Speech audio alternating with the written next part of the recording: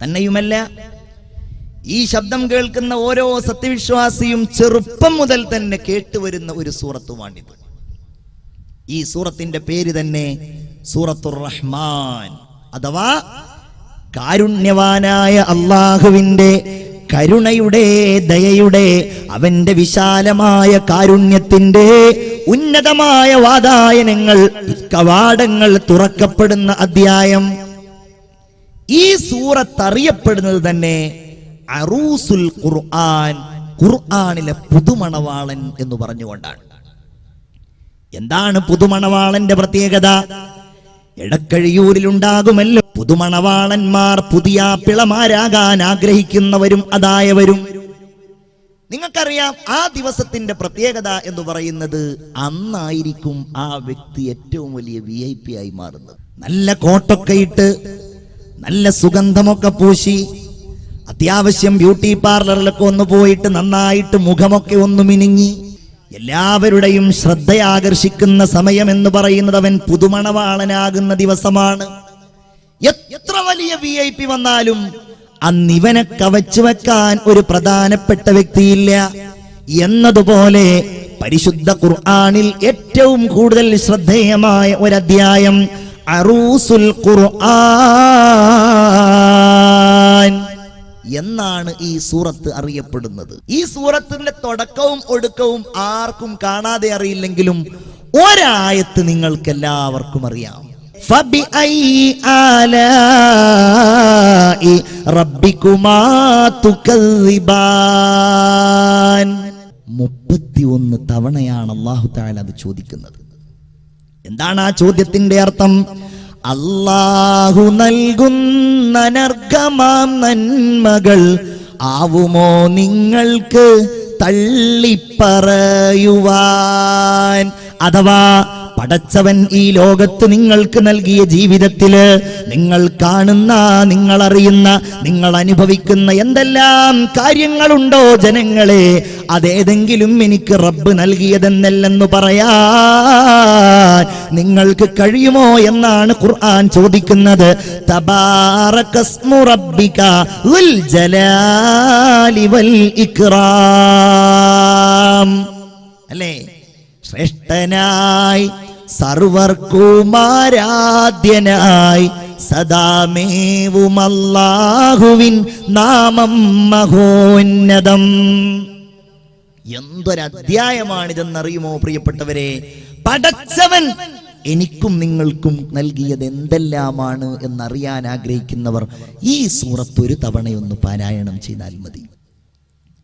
അതുകൊണ്ടല്ലേ ഈ സൂറത്ത് അവതീർണമായ സന്ദർഭത്തിൽ അല്ലാഹുവിന്റെ ഹബീബ് സ്വഹാബികളുടെ മുമ്പിൽ ഉറക്കെ വിളിച്ചു ചോദിക്കുകയാണ്, മൻ യഖറഉ ഹാദിഹി സൂറത അലാ ഖുറൈശ്. ആരാണ് ഖുറൈശികളുടെ മുൻപിൽ പോയി ഈ സൂറത്ത് ഓതിക്കൊടുക്കുക? സ്വഹാബികളൊന്നും എഴുന്നേറ്റ് നിന്നില്ല. നമ്മൾ അതവരുടെ അധൈര്യമായി കാണേണ്ടതില്ല. കാരണം അവർ പട്ടിണി പാവങ്ങളാണ്, ഉടുതുണിക്ക് മറുതുണിയില്ലാത്തവരാണ്. റസൂലിൽ വിശ്വസിച്ച് ഏതാനും മാസങ്ങളും ദിവസങ്ങളുമായവരാണ്.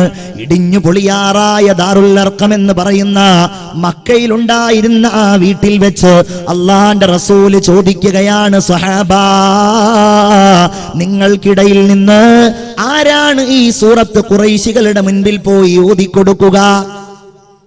എഴുന്നേറ്റ് നിൽക്കാൻ ഒരാൾ ധൈര്യം കാണിച്ചു. അദ്ദേഹത്തിന്റെ പേര് സയ്യിദുനാ അബ്ദുല്ലാഹി ഇബ്നു മസ്ഊദ് റളിയല്ലാഹു തആല അൻ. ആ ചരിത്രം പഠിക്കുമ്പോൾ തന്നെ മനസ്സ് നിർമ്മലമായി പോകും. അത്രയും വലിയ ചരിത്രത്തിന്റെ ഉടമയാണ് ഈ സ്വഹാബി വര്യൻ. എപ്പോഴും നബിയുടെ കൂടെ നിന്ന് എല്ലാ ഘട്ടത്തിലും റസൂലുള്ളാഹിന്റെ കൂടെ ഇങ്ങനെ പോയി. അല്ലേ? ഹദീസുകളിൽ നമുക്ക് കാണാൻ കഴിയും, ഒരിക്കൽ റസൂലുള്ള പറഞ്ഞു, എനിക്ക് ജിന്നുകൾ ഖുർആൻ ഓതാൻ വേണ്ടി എന്നെ ക്ഷണിച്ചിട്ടുണ്ട്. എന്റെ അടുക്കലേക്ക് ജിന്നുകൾ വരാമെന്ന് പറഞ്ഞിട്ടുണ്ട്. മനുഷ്യരല്ലാത്ത മറ്റൊരു വിഭാഗമാണല്ലോ, മറഞ്ഞു കിടക്കുന്ന ഒരു വിഭാഗമാണല്ലോ ജിന്നുകൾ. ആ ജിന്നുകൾ എന്റെ അടുക്കൽ ഖുർആൻ കേൾക്കാൻ വരാമെന്ന് പറഞ്ഞിട്ടുണ്ട്. ആരാണ് എന്റെ കൂടെ വരാൻ തയ്യാറുള്ളത്? അപ്പോൾ അപ്പോഴും ഇദ്ദേഹം എഴുന്നേറ്റ് നിന്നു. ഞാനുണ്ട് നബിയേ.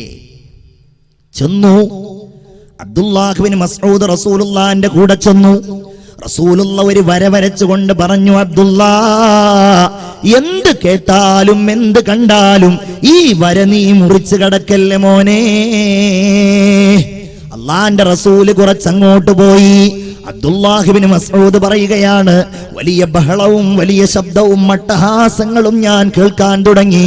എന്റെ റസൂലിന് വല്ല അപകടവും വന്നേക്കുമോ എന്ന് ഞാൻ ഭയന്നുപോയി. എന്നാലും ഞാൻ റസൂലുള്ള പറഞ്ഞതല്ലേ ആ വര മുറിച്ച് കടക്കാതിരിക്കുവാൻ, അതുകൊണ്ട് ഞാനത് മുറിച്ച് കടക്കാതെ ഇരുന്നു എന്ന് പറഞ്ഞുകൊണ്ട് അബ്ദുല്ലാഹ് ബിൻ മസ്ഊദ് അവിടെ കാത്തു നിൽക്കുകയാണ്. ഒരുപാട് സമയം കഴിഞ്ഞു.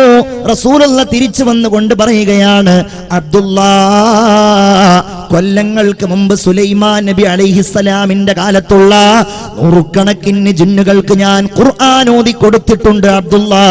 ആ സംഭവം ഉദ്ധരിക്കുന്ന ഒരു സൂറത്ത് തന്നെ ഖുർആനിലുണ്ട്. സൂറത്തുൽ ജിന്ന് എന്നാണ് അധ്യായത്തിന്റെ പേര്.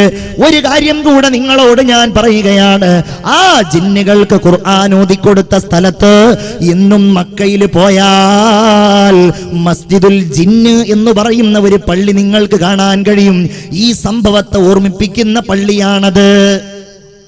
അബ്ദുല്ലാഹ് ബിൻ മസ്ഊദ് പറഞ്ഞു, നബിയെ, ഇത് ഖുറൈശികളുടെ മുമ്പിൽ പോയി ഓതിക്കൊടുത്തുകൊള്ളാം. റസൂലുള്ള പറഞ്ഞു, വേണ്ട അബ്ദുല്ലാ, നീ അവിടെ ഇരിക്കണം. അങ്ങനെ പറയാനൊരു കാരണമുണ്ട്. അതെന്താണ്? കൂട്ടത്തിലെ ഏറ്റവും ദുർബലനായ മനുഷ്യനാണ് സയ്യിദുന അബ്ദുല്ലാഹ് ബിൻ മസ്ഊദ് റളിയല്ലാഹു അൻഹു. ചെറിയ കൈകാലുകൾ, ദുർബലമായ കൈകൾ, തടിയില്ലാത്ത കാലുകൾ, വളരെ ദുർബലനാണ്.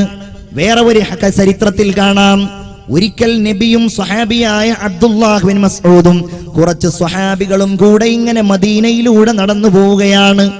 ആ സമയത്ത് അറാഖ് എന്ന് പറയുന്ന ഒരു മരം നിങ്ങൾക്കറിയാമല്ലോ. ആ മരത്തിൽ നിന്ന് ഒരു ചെറിയ കഷ്ണം വേണം പല്ല് തേക്കാൻ എന്ന് റസൂലുള്ള പറഞ്ഞപ്പോ ആ മരത്തിന്റെ മുകളിലേക്ക് ചാടിക്കയറുകയാണ് അബ്ദുല്ലാഹ് ബിൻ മസ്ഊദ് റളിയല്ലാഹു തആല അൻ. അദ്ദേഹം അങ്ങ് കയറിയിട്ട് റസൂലുള്ളാഹിക്ക് വേണ്ടിയിട്ട് ഈ അറാഖ് ഇങ്ങനെ പൊട്ടിച്ചുകൊണ്ടിരിക്കുകയാണ്. താഴെ നിൽക്കുന്ന സ്വഹാബികൾ ഈ കാഴ്ച കണ്ടു. ആ അറാഖിന്റെ ചുള്ളിക്കമ്പുകളെ അനുസ്മരിക്കുന്ന കൈകാലുകൾ കണ്ടപ്പോൾ അബ്ദുല്ലാഹ് ബിൻ മസ്ഊദിന്റെ കാലുകളിലേക്കും കൈകളിലേക്കും നോക്കിക്കൊണ്ട് അവരങ്ങനെ ചിരിക്കുകയാണ്. റസൂലുള്ള ചോദിച്ചു, നിങ്ങൾ ചിരിക്കുകയാണല്ലേ? എന്തിനാ നിങ്ങൾ ചിരിക്കുന്നത്? ഈ ചെറിയ കൈകാലുകളുണ്ടല്ലോ, ഈ ദുർബലമായ കൈകളും കാലുകളും ഉണ്ടല്ലോ, അസ്ഖലാനി ഫിൽ മീസാൻ, നാളെ അല്ലാഹു തആല നന്മയും തിന്മയും കനം തൂക്കുന്ന മീസാനിൽ ഇത് കനം തൂങ്ങുന്നതാണെന്ന് മുത്തുനബി മുഹമ്മദ് മുസ്തഫ സല്ലല്ലാഹു അലൈഹി വസല്ലം അദ്ദേഹം രണ്ടാമതും പറഞ്ഞു, നബിയെ, ഞാൻ തന്നെ ഓതിക്കൊടുത്തോളാം. വേണ്ട, നീ സൂറത്തുർ റഹ്മാൻ ഓതിക്കൊടുക്കേണ്ട. മൂന്നാമത്തെ തവണ റസൂലുള്ളാന്റെ കൽപ്പനക്ക് കാത്തു നിന്നില്ല, ഓടുകയാണ്. ആളുകളെ വകഞ്ഞു മാറ്റിക്കൊണ്ട് ഓടുകയാണ്. കഅബ ശരീഫിന്റെ തൊട്ടടുക്കലെത്തി. ആളുകൾ ഇങ്ങനെ തവാഫ് ചെയ്യുന്നുണ്ട്. ഖുറൈശി പ്രമുഖന്മാര് വല്ലാതെ കൂട്ടം കൂടി സ്വറ പറയുന്നുണ്ട്. അബ്ദുല്ലാഹ് ബിൻ മസ്ഊദ് നേരെ അങ്ങ് ചെല്ലുകയാണ്. താൻ ചെറിയ മനുഷ്യനാണെങ്കിലും കഴിയുന്നത്ര ഉയർച്ചയിൽ നിന്നുകൊണ്ട് കഅബ ശരീഫിന്റെ ഖില്ലയിൽ ചാരി നിന്നുകൊണ്ട് അബ്ദുള്ള ഓതുകയാണ്, അർ റഹ്മാനു അല്ലമൽ ഖുർആൻ. കാരുണ്യവാനായ അല്ലാഹു തആല അവന്റെ കാരുണ്യത്തിന്റെ ഏറ്റവും വലിയ പ്രതീകമായി, മനുഷ്യരുടെ മുഴുവൻ സംസ്കൃതിയുടെയും അടയാളമായി, അവരുടെ മുന്നോട്ടുള്ള കാൽവെപ്പിന്റെ പ്രചോദനമായി അവർക്കിതാ ഖുർആൻ പഠിപ്പിച്ചിരിക്കുകയാണ്. ഖലഖൽ ഇൻസാൻ, മനുഷ്യനെ പടച്ചത് അല്ലാഹുവാണ്. ഇത് സഹിക്കാൻ കഴിയില്ലല്ലോ അവർക്ക്. വിശ്വാസിയുടെ ഈ പ്രഖ്യാപനം, ഖുർആനിന്റെ ഈ മധുരമൂറുന്ന വചനങ്ങൾ ആളുകൾ ഇങ്ങനെ അടുക്കലേക്ക് വരാൻ തുടങ്ങി. എല്ലാവരും ആ വാക്യങ്ങളിലേക്ക് ഇങ്ങനെ ശ്രദ്ധിക്കുകയാണ്. പരിശുദ്ധ ഖുർആനിന്റെ സുന്ദരമായ ആ വചസ്സുകളിൽ എല്ലാവരും ഇങ്ങനെ മതിമറഞ്ഞ് നിലകൊള്ളുകയാണ്. അടുത്ത വാക്ക് വന്നു, ഖലഖൽ ഇൻസാൻ അല്ലമഹുൽ ബയാൻ അശ്ശംസു വൽ ഖമറു ബിഹുസ്ബാൻ. മനുഷ്യൻ അവന്റെ സമയം കണക്കാക്കുന്ന, അവന്റെ മാസം കണക്കാക്കുന്ന, അവൻ വർഷങ്ങളും അവന്റെ ജീവിതവും ക്രമീകരിക്കുന്ന സൂര്യനും ചന്ദ്രനുമുണ്ടല്ലോ, വെളിച്ചമേകുന്ന സൂര്യനും ചന്ദ്രനുമുണ്ടല്ലോ, അത് അള്ളാഹുവിന്റെ നിയമമനുസരിച്ചാണ്, അവന്റെ കണക്കും അവന്റെ കഴിവുമനുസരിച്ചാണ്, നിയന്ത്രണമനുസരിച്ചാണ് സഞ്ചരിച്ചു കൊണ്ടിരിക്കുന്നത്. വന്നജ്മു വശ്ശജറു യസ്ജുദാൻ. ഖുർആനിന്റെ വചസ്സുകളിലേക്ക്, ആ വചനപ്രവാഹങ്ങളിലേക്ക്, ആ സ്വരരാഗ സുധയിലേക്ക് ലയിച്ചു ചേർന്നിരിക്കുന്ന ആ സഹോദരന്മാരുടെ മുൻപിൽ വെച്ച് ബഹുമാനപ്പെട്ട അബ്ദുല്ലാഹ് ഇബ്നു മസ്ഊദ് പറയുകയാണ്, വന്നജ്മു വള്ളിച്ചെടികൾ, വശ്ശജറു മരങ്ങൾ, യസ്ജുദാൻ അവർ അല്ലാഹുവിന് സുജൂദ് ചെയ്യുന്നു. ഇത് സഹിക്കാൻ കഴിഞ്ഞില്ല അബൂജഹലിന്. അവൻ ഓടി വന്നു എന്ന് മാത്രമല്ല, ചെറിയ മനുഷ്യനും ദുർബലനുമായ ഈ പാവപ്പെട്ട സ്വഹാബിയെ കഠോരമായി അവൻ മർദ്ദിക്കുകയാണ്. തന്റെ സർവശക്തിയും ഉപയോഗിച്ചുകൊണ്ടവൻ അടിക്കുകയാണ്. അടികൊണ്ട ചെറിയ മനുഷ്യൻ വേദനാജനകമായ ശബ്ദത്തോടെ അദ്ദേഹം അങ്ങ് വേച്ച് നിലത്ത് വീഴുകയാണ്. നിലത്ത് വീണപ്പോ രണ്ട് ചെവിയും പൊത്തിപ്പിടിച്ചുകൊണ്ട് ബഹുമാനപ്പെട്ടവർ എഴുന്നേൽക്കുകയാണ്. ചെവി പൊട്ടി ഒഴുകുന്നുണ്ട്, രക്തം ഒഴുകുന്നുണ്ട്. ആ ചെവിയും പൊത്തിപ്പിടിച്ചുകൊണ്ട് ഇലാ ഹളറത്തി റസൂലില്ലാഹ്, അള്ളാന്റെ റസൂലിന്റെ അടുക്കലേക്ക് വരികയാ. ഹബീബായ റസൂലേ, എന്നെ അബൂജഹൽ അടിച്ചു നബിയേ. എല്ലാവർക്കും വലിയ സങ്കടമായി, എല്ലാവർക്കും വലിയ ദുഃഖമായി. അബൂജഹൽ വല്ലാതെ മർദ്ദിച്ചിരിക്കുന്നുവല്ലോ, പകരം ചോദിക്കാൻ ഞങ്ങളുടെ അടുക്കൽ ശക്തിയില്ലല്ലോ. അതാ നസലൽ അമീനു മലക്ക് ജിബ്രീൽ അലൈഹിസ്സലാം ഇറങ്ങി വന്നുകൊണ്ട് അള്ളാഹുവിന്റെ റസൂലിന് സന്തോഷ വാർത്ത അറിയിക്കുകയാണ്. യാ റസൂലല്ലാഹ്, നിങ്ങൾ പേടിക്കേണ്ടതില്ല നബിയേ. ഇതിന് പകരം ഉണ്ടാകുന്ന ഒരു ഘട്ടം ഏതാനും സമയത്തിനകം നമുക്ക് വന്നു വരാൻ പോവുകയാണ്, നമ്മുടെ ഇടയിൽ സംജാതമാകാൻ പോവുകയാണ്. ഞാൻ ആ ചരിത്രം ചുരുക്കുകയാണ്. കാലം കടന്നുപോയി, ബദർ യുദ്ധം വന്നു. ബദറിന്റെ പോർക്കളത്തില് അബ്ദുല്ലാഹ് ഇബ്നു മസ്ഊദ് അന്വേഷിച്ച് നടക്കുകയാണ്. എവിടെയാണ് എന്നോട് ക്രൂരമായി പെരുമാറിയ അബൂജഹൽ, എന്റെ ഹബീബായ നബിയെ മർദ്ദിച്ച, റസൂലുള്ളാഹിക്കെതിരെ അക്രമങ്ങൾ അഴിച്ചുവിട്ട അബൂജഹൽ എവിടെയാണ്? അങ്ങനെ അന്വേഷിക്കുമ്പോഴതാ രണ്ട് ചെറിയ കുട്ടികൾ മുആദും മുഅവ്വിദും അവർ അബൂജഹലുമായി യുദ്ധത്തിലേർപ്പെട്ടിരിക്കുകയാണ്. തന്റെ കയ്യിലുണ്ടായിരുന്ന കുന്തം അങ്ങാഞ്ഞെറിഞ്ഞു. അബൂജഹൽ അങ്ങ് നിലത്ത് വീണു. നിലത്ത് വീണ ഇവന്റെ നെഞ്ചത്ത് കയറി നിൽക്കുകയാണ്. നിന്നെ ഞാൻ കൊല്ലാൻ പോവുകയാണ്. ഇസ്ലാമിന്റെ ഏറ്റവും വലിയ ശത്രു, അള്ളാഹുവിനെ അറിയാമായിരുന്നിട്ടും അംഗീകരിക്കാത്തയാൾ, ഇസ്ലാമിൽ വിശ്വസിച്ചു എന്ന ഒറ്റ കാരണത്താൽ എത്രയോ പാവപ്പെട്ട സ്വഹാബികളെ വല്ലാതെ ക്രൂരമായി മർദ്ദിച്ച, കത്തിക്കാളുന്ന സൂര്യന്റെ ചൂടില് മരുഭൂമിയിലൂടെ വലിച്ചെടുത്ത് നെഞ്ചത്ത് വലിയ വലിയ പാറക്കല്ലുകൾ കയറ്റി വെക്കാൻ മടി കാണിക്കാതിരുന്ന, കാരുണ്യത്തിന്റെ കണ്ണീരിന്റെ ഒരംശം പോലും കണ്ണുകളിൽ തെളിഞ്ഞു വരാതിരുന്ന അബൂജഹൽ ലഅനത്തുല്ലാഹി അലൈഹി അബ്ദുല്ലായോട് പറയുകയാണ്, അബ്ദുല്ലാ, എന്നെ നീ അറുക്കുകയാണല്ലേ, എന്നെ നീ കൊല്ലുകയാണല്ലേ? അതേ, നിന്നെ ഞാൻ കൊല്ലുകയാണ്. എന്നാൽ അതിനു മുമ്പ് ഒന്ന് രണ്ട് കാര്യങ്ങൾ പറയാനുണ്ട്. ഒന്നെന്താന്നറിയോ? നിന്റെ പ്രവാചകനായ മുഹമ്മദിനോട് നീ പറയണം, എന്റെ ജീവിതത്തിൽ എനിക്ക് ഏറ്റവും വെറുപ്പുണ്ടായ ആള് നിന്റെ പ്രവാചകനായ മുഹമ്മദാണ്. രണ്ടാമത്തെ കാര്യം, എന്റെ കഴുത്ത് നീ മുറിക്കുമ്പോ എന്റെ കഴുത്തിന്റെ താഴെ നിന്ന് നീ മുറിക്കണം അബ്ദുള്ള. എന്തുകൊണ്ടെന്നാൽ എന്റെ നീണ്ട കഴുത്ത് കണ്ട് എന്റെ മുഖം കണ്ടിട്ടെങ്കിലും നിന്റെ പ്രവാചകനായ മുഹമ്മദ് ഒന്ന് ഞെട്ടട്ടെ. എന്റെ പ്രിയപ്പെട്ടവരെ, അബ്ദുള്ളയുടെ മനസ്സിൽ ദേഷ്യം ഇരച്ചു കയറി തന്റെ വാളെടുത്തുകൊണ്ട് അബൂജഹലിന്റെ തല മുറിക്കുകയാ. എന്നിട്ടാ മുറിച്ച തലയെടുത്തുകൊണ്ട് റസൂലുള്ളാഹിക്ക് കാണിച്ചു കൊടുക്കാൻ കൊണ്ടുപോകാൻ നോക്കുമ്പോ തന്റെ കയ്യിൽ അത് പൊങ്ങുന്നില്ല. എന്ത് ചെയ്തെന്നറിയുമോ? കാലങ്ങൾക്ക് മുമ്പ് തന്റെ ചെവി പൊട്ടിച്ചില്ലേ എന്നതുപോലെ വാളെടുത്തുകൊണ്ട് ചെവിയിലൂടെ ഒരു ദ്വാരമുണ്ടാക്കി. ആ ദ്വാരത്തിൽ ഒരു കയറിട്ടു. ആ തലയിങ്ങനെ വലിച്ചുകൊണ്ട് ശത്രുക്കളുടെ ഏറ്റവും വലിയ നേതാവായ, മനുഷ്യന്റെ ശത്രുവായ, മൃഗങ്ങളുടെ ശത്രുവായ, ഒരാളോടും കാരുണ്യത്തോടെ പെരുമാറാത്ത, എല്ലാവർക്കും ഏറ്റവും വലിയ അന്ധകനായിരുന്ന ഈ അബൂജഹലിന്റെ തലയും വലിച്ചുകൊണ്ട് ഇലാ ഹളറത്തി ഹബീബില്ലാ, അല്ലാഹുവിന്റെ റസൂലിന്റെയും സ്വഹാബികളുടെയും അടുക്കലേക്ക് വരികയാണ്. എല്ലാവർക്കും വലിയ സന്തോഷം, ആവേശം. എല്ലാവരും തക്ബീർ മുഴക്കിക്കൊണ്ട് അബ്ദുല്ലാഹ് ഇബ്നു മസ്ഊദിനെ സ്വീകരിച്ചു. എല്ലാവരും ഇങ്ങനെ സ്വീകരിച്ചിരിക്കുമ്പോ നബിയോട് ഈ കാര്യം പറയുകയാണ്. യാ റസൂലല്ലാഹ്, ഇവൻ മരിക്കുന്ന വേളയിൽ ഇങ്ങനെ പറഞ്ഞു നബിയെ, അവൻ ഏറ്റവും ദേഷ്യമുള്ളത് അങ്ങയോടാണ്. അങ്ങ് പേടിക്കാൻ വേണ്ടി അവന്റെ കഴുത്ത് താഴെ നിന്ന് മുറിക്കാനും അവൻ പറഞ്ഞു നബിയേ. അല്ലാഹുവിന്റെ റസൂൽ അതിന് പറഞ്ഞ മറുപടി നമ്മയൊക്കെ വല്ലാതെ ചിന്തിപ്പിക്കേണ്ടതാണ്. ലോകത്തിന്റെ നേതാവ്, സ്വർഗത്തിന്റെ ഉദ്ഘാടകൻ മുത്തുനബി മുഹമ്മദ് മുസ്തഫ സല്ലല്ലാഹു അലൈഹി വസല്ലമ തങ്ങൾ പറയുന്നത് എന്തൊരു പരീക്ഷണമാണ്. ഫിർഔനി അശദ്ദു മിൻ ഫിർഔനി മൂസ. അല്ലാഹുവേ, മൂസാ നബിയേക്കാൾ വലിയ ഫിർഔനെയാണല്ലോ എനിക്ക് നീ നൽകിയത് റബ്ബേ. എന്തേ കാരണം?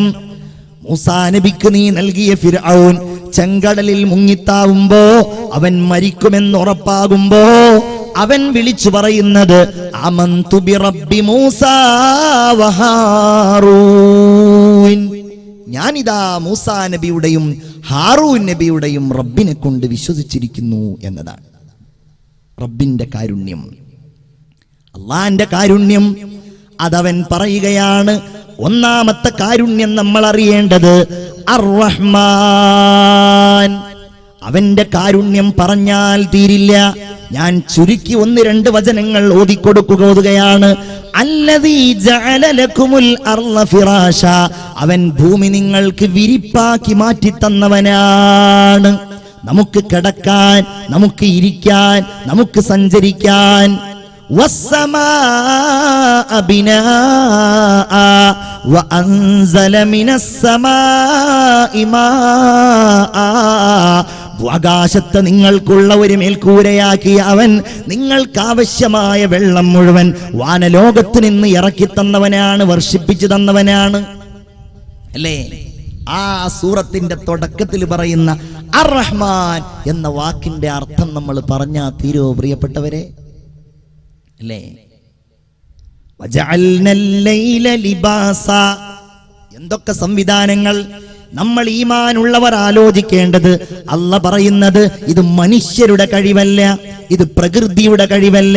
വജഅൽന, നമ്മൾ ആക്കിയിരിക്കുന്നു, അല്ലൈൽ, രാത്രിയെ, ലിബാസ, വസ്ത്രമാക്കിയിരിക്കുന്നു. നിങ്ങൾക്ക് വിശ്രമിക്കണമല്ലോ, നിങ്ങൾക്ക് ഉറങ്ങണമല്ലോ. പൊതുസമൂഹത്തിൽ നിന്നും പല കാര്യങ്ങളും നിങ്ങൾ മറച്ചു പിടിക്കാൻ മോഹിക്കുന്നുണ്ടല്ലോ. ആ കാര്യങ്ങൾ നിങ്ങൾക്ക് ചെയ്യാൻ നിങ്ങൾക്കിതാരാവ്. വല്ലൈലി ഇദാ അസ്അസ്. ഖുർആനിന്റെ വാക്യങ്ങൾ എത്ര മനോഹരമാണ്. രാത്രി ഇങ്ങനെ പതുക്കെ പതുക്കെ പിൻവാങ്ങുന്നു. വസ്സുബ്ഹി ഇദാ തനഫസ്. പകലിതാ പതുക്കെ പതുക്കെ ശ്വാസം വിട്ട് ഇങ്ങനെ വരുന്നു. വജഅൽനൻ നഹാറ മആശാ. ഞാൻ അർത്ഥം മാത്രം പറയുന്നു. ഒരുപാട് കാര്യങ്ങൾ പറയാനുണ്ട്.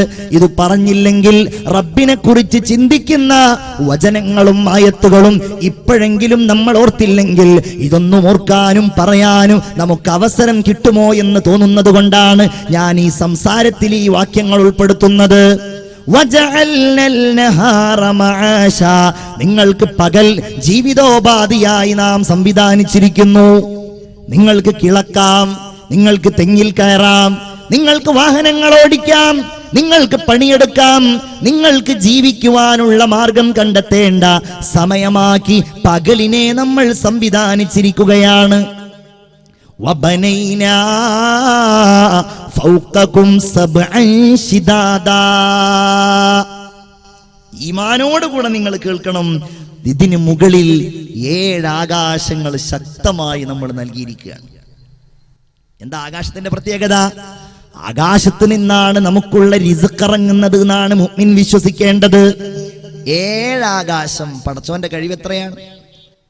പണ്ഡിതന്മാര് പറയുന്നുണ്ട്, 1-ാം ആകാശവും 2-ാം ആകാശവും ഒന്ന് താരതമ്യം ചെയ്താൽ, 1-ാം ആകാശവും 2-ാം ആകാശവും ഒന്ന് താരതമ്യം ചെയ്താൽ വിശാലമായ ഒരു മരുഭൂമിയിൽ ഒരു മോതിരമിട്ടാൽ എത്രയുണ്ടാകുമോ അത്രയാണത്രേ 1-ാം ആകാശം ഉണ്ടാവുള്ളൂ 2-ാം ആകാശത്തിലേക്ക്. അത്രേ ഈ 2ഉം 3-ാം ആകാശത്തേക്കുണ്ടാകൂ. 6 ആകാശങ്ങളും ചുരുട്ടിക്കൂട്ടി 7-ാം ആകാശത്തേക്ക് നോക്കിയാലോ അതും വലിയ ഒരു മരുഭൂമിയിൽ ഒരു ചെറിയ മോതിരത്തിന് സമാനമേ ഉണ്ടാകൂ. അല്ലാ നിന്റെ കഴിവെത്രയാണ്! ലോകം അവസാനിക്കുന്ന ഘട്ടത്തില് ആ അല്ലാഹുവല്ലേ മത്വിയാ. ഈ കൈകളില്, അല്ലാഹുവിന്റെ കരങ്ങളില് അതിന്റെ ശക്തി എത്രയാണ്, അതിന്റെ കഴിവെത്രയാണ് അല്ലാഹുവേ നിനക്കല്ലാതെ അറിയില്ല. ഖുർആൻ പറയുകയാണ്, അല്ലാഹു ചുരുട്ടിപ്പിടിക്കുമെന്നാണ് ആകാശങ്ങളെ, ഭൂമികളെ എന്നല്ല, അവന്റെ സൃഷ്ടിലോകത്തെ മുഴുവൻ അല്ലാഹുവേ നീയാണല്ലോ ചുരുട്ടിപ്പിടിക്കുന്നത്. എന്നിട്ടവൻ ചോദിക്കുന്നത് ലിമനിൽ മുൽക്കുൽ യൗം, പറയുക ഇന്നത്തെ അധികാരം ആർക്കാണ്? ലില്ലാഹിൽ വാഹിദിൽ ഖഹാർ. അന്നായിരിക്കും എല്ലാവരും സമ്മതിക്കുക അല്ലാഹുവിന്റെ അധീശത്വത്തെ കുറിച്ച്, അവന്റെ കഴിവിനെ കുറിച്ച്. തീർന്നില്ല. വബനൈനാ ഫൗഖകും സബ്അൻ ശിദാദാ വജഅൽനാ സിറാജൻ വഹാജാ. കത്തിജ്വലിക്കുന്ന വിളക്കായി സൂര്യനെ സംവിധാനിച്ചവൻ നമ്മളാണ്. സൂര്യനില്ലെങ്കിൽ സസ്യങ്ങൾ വളരുമോ? സൂര്യനില്ലെങ്കിൽ നമുക്ക് വെളിച്ചമുണ്ടാകുമോ? സൂര്യനില്ലെങ്കിൽ രാവുണ്ടാകുമോ? പകലുണ്ടാകുമോ? ഭക്ഷണങ്ങൾ ഉണ്ടാകുമോ? സൂര്യനെ സംവിധാനിച്ചത് നാമാണ്. وأنزلنا من المعصرات ماء ثجاجا لنخرج به حبا ونباتا. ഖുർആനിനെ സ്നേഹിക്കുന്നവരെ, നിങ്ങൾ ഈ വചനങ്ങളിലേക്ക് ശ്രദ്ധിക്കുക. അമ്മയാണ് സൂറത്ത് അമ്മ. വഅൻസൽനാ, നാം ഇറക്കിയിരിക്കുന്നു, മിനൽ മുഅ്സിറാത്തി, മിനൽ മുഅ്സിറാത്തി, കെട്ടി നിർത്തിയിരിക്കുന്ന മേഘക്കൂട്ടങ്ങളിൽ നിന്ന് നാം ഇറക്കിയിരിക്കുന്നു, മാഅൻ സജ്ജാജാ, കുത്തിച്ചൊരിയുന്ന മഴയെ ഇറക്കിയിരിക്കുന്നു. അല്ലേ? ഈ വെള്ളം ഇങ്ങോട്ട് വന്നാലോ, അന്നാ സ്വബബ്നൽ മാഅ സ്വബ്ബ, ആകാശത്ത് നിന്ന് നാം മഴ പെയ്യിപ്പിച്ചു, മഴ വർഷിപ്പിച്ചു. സുമ്മ ശഖഖ്നൽ അർള ശഖ്ഖാ, പിന്നെ ആ ഭൂമിയെ നാം പിളർത്തിയിരിക്കുന്നു.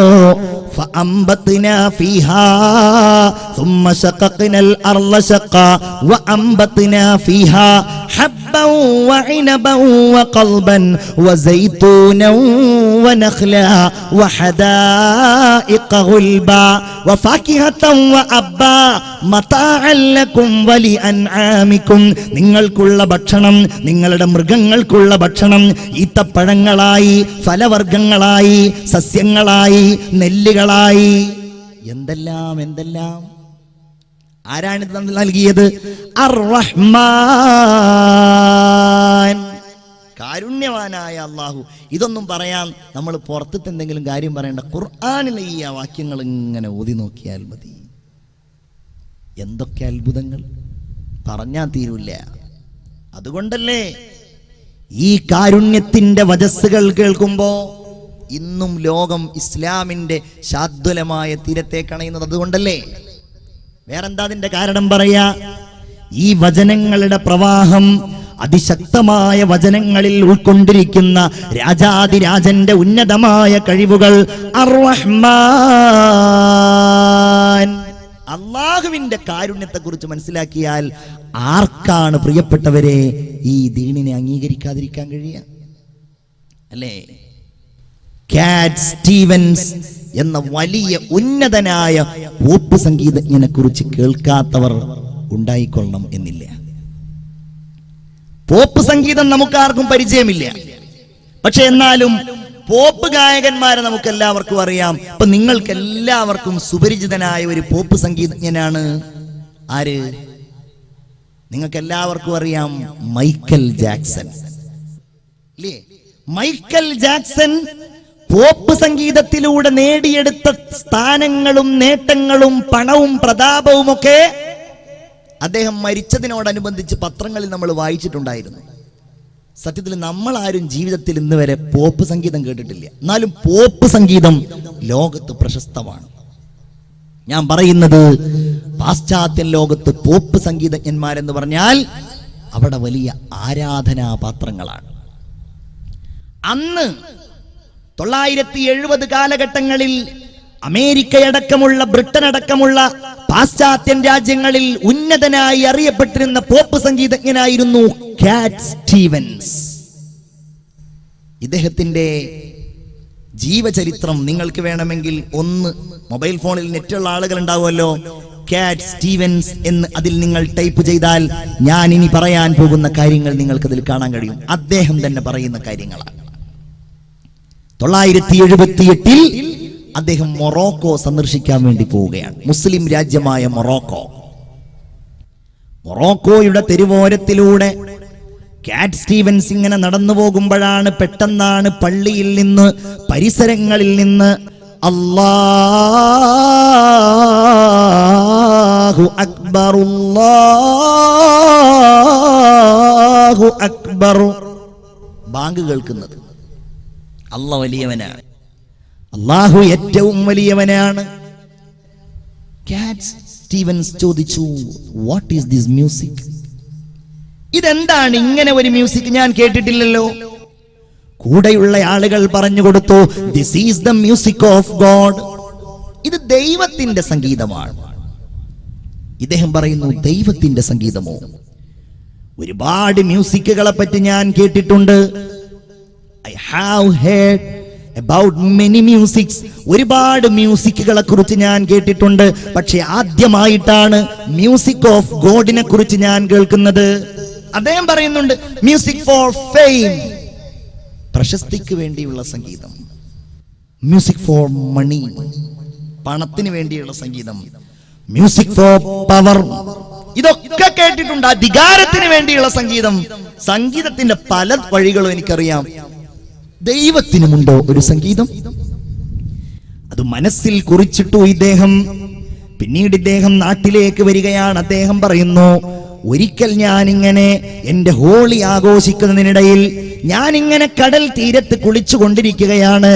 മെൽബോ കടൽ തീരത്ത് ഞാൻ കുളിച്ചുകൊണ്ടിരിക്കുമ്പോ പെട്ടെന്നാണ് എന്നെ ഒരു തിരമാല ഇങ്ങനെ തള്ളി തള്ളി തള്ളി ഇങ്ങനെ കടലിന്റെ ആഴിയിലേക്ക്, അഗാധതയിലേക്ക് കൊണ്ടുപോകുന്നത്.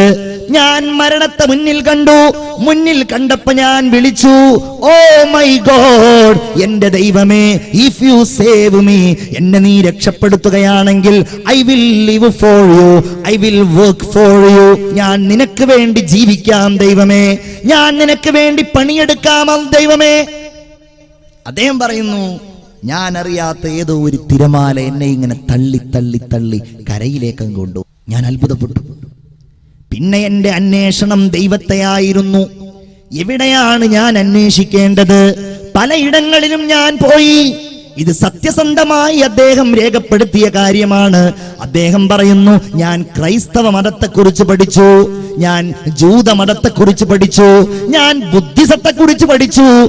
അങ്ങനെ ഇരിക്കുമ്പോഴാണ് ഇസ്രായേൽ കടൽ സന്ദർശനം കഴിഞ്ഞ് എന്റെ ഒരു സഹോദരൻ തിരിച്ചു വരുന്നത്. അവൻ എനിക്ക് വിശുദ്ധ ഖുർആനിന്റെ ഒരു കോപ്പി കൊണ്ടു തന്നു. ഞാനത് വായിച്ചു. ഞാനത് എൻ്റെ ഒരു മുസ്ലിം സുഹൃത്തിനെ ഉപയോഗിച്ച് പഠിച്ചു. അലിഫ് ലാം റാ തിൽക ആയാതുൽ കിതാബിൽ മുബീൻ ഇന്നാ അൻസൽനാഹു ഖുർആനൻ അറബിയ്യൻ ലഅല്ലകും തഅഖിലൂൻ നഹ്നു നഖുസ്സു അലൈക അഹ്സനൽ ഖസസ് ബിമാ ഔഹൈനാ ഇലൈക ഹാദൽ ഖുർആൻ വഇൻ കുൻത മിൻ ഖബ്ലിഹി ലമിനൽ ഗാഫിലീൻ. സൂറത്ത് യൂസുഫ്.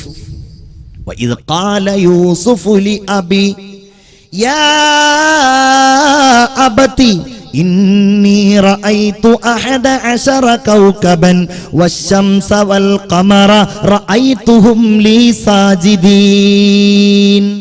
ഞാൻ പഠിച്ചു, ഞാൻ അറിഞ്ഞു, ഞാൻ മനസ്സിലാക്കി. ലാ ഇലാഹ ഇല്ലല്ലാഹ്. ആ വചനപ്രവാഹത്തിൽ, ആ മാസ്മരികമായ ഖുർആനിന്റെ ശക്തിയിൽ റബ്ബിനെ കുറിച്ച് പറയുന്ന, അള്ളാഹുവിന്റെ ഉന്നതമായ ദർശനങ്ങളെ പറയുന്ന ഈ വചനങ്ങളിൽ കാറ്റ് സ്റ്റീവൻസ് മുസ്ലിമായി. നിങ്ങൾക്കറിയുമോ, ഇന്നും ലോകത്തറിയപ്പെടുന്ന ഇസ്ലാമിക പ്രബോധന പ്രവർത്തന രംഗങ്ങളിൽ ലോകാടിസ്ഥാനത്തിൽ അറിയപ്പെടുന്ന മഹാപണ്ഡിതൻ ഷെയ്ഖ് യൂസുഫുൽ ഇസ്ലാം എന്ന പേര് സ്വീകരിച്ചുകൊണ്ട് അദ്ദേഹം ഇന്നും ലോകത്തറിയപ്പെടുന്നുണ്ട്. നിങ്ങൾ ഇന്റർനെറ്റിൽ സെർച്ച് ചെയ്താൽ, നിങ്ങൾ യൂട്യൂബിൽ അന്വേഷിച്ചാൽ ഷെയ്ഖ് യൂസുഫുൽ ഇസ്ലാമിന്റെ ബുർദ നിങ്ങൾക്ക് കേൾക്കാൻ കഴിയും. യൂസുഫുൽ ഇസ്ലാമിന്റെ ത്വലഅൽ ബദ്ർ നിങ്ങൾക്ക് കേൾക്കാൻ കഴിയും. യൂസുഫുൽ ഇസ്ലാമിന്റെ ഖുർആൻ പാരായണം നിങ്ങൾക്ക് കേൾക്കാൻ കഴിയും. എന്തേ കാരണം? ഈ വചനങ്ങളാണ്. അർ-റഹ്മാൻ. ഞാൻ ഇനി അതിലേക്ക് കൂടുതലായി കടക്കുന്നില്ല. അല്ലാഹു റബ്ബുൽ ഇസ്സത്ത് അതിന്റെ ശക്തമായ, അവന്റെ ശക്തമായ ഉന്നതമായ ആശയങ്ങളെ പറയുകയാണ്. അല്ലമൽ ഖുർആൻ. ആ കാരുണ്യത്തിന്റെ ഏറ്റവും വലിയ തെളിവാണ് അവൻ പരിശുദ്ധമായ ഖുർആനിനെ പഠിപ്പിച്ചു എന്നത്. അതവന്റെ കാരുണ്യമാണ്. അത് പഠിക്കാൻ കഴിയുന്നത് കാരുണ്യമാണ്. അത് കേൾക്കാൻ കഴിയുന്നത്, അത് ഉൾക്കൊള്ളാൻ കഴിയുന്നത്, അത് സ്വീകരിക്കാൻ കഴിയുന്നത് എല്ലാം ആ കാരുണ്യം ലഭ്യമാകുന്നതിന്റെ അടയാളമാണ്. അല്ലേ? ആ കാരുണ്യത്തിലേക്ക് നമ്മൾ മടങ്ങണം. ഖുർആനിലേക്ക് നമ്മൾ മടങ്ങണം. നമുക്ക് ആ ഖുർആൻ ഓതാനും പാരായണം ചെയ്യാനും മനസ്സും ശക്തിയും ഉണ്ടാകണം. നമുക്കൊക്കെ ഒന്ന് ഖുർആനുമായിട്ട് എത്ര ബന്ധമാണുള്ളതെന്ന് നിങ്ങളൊന്ന് ആലോചിച്ച് നോക്കൂ. അല്ലാഹ് എന്താ പറഞ്ഞത്?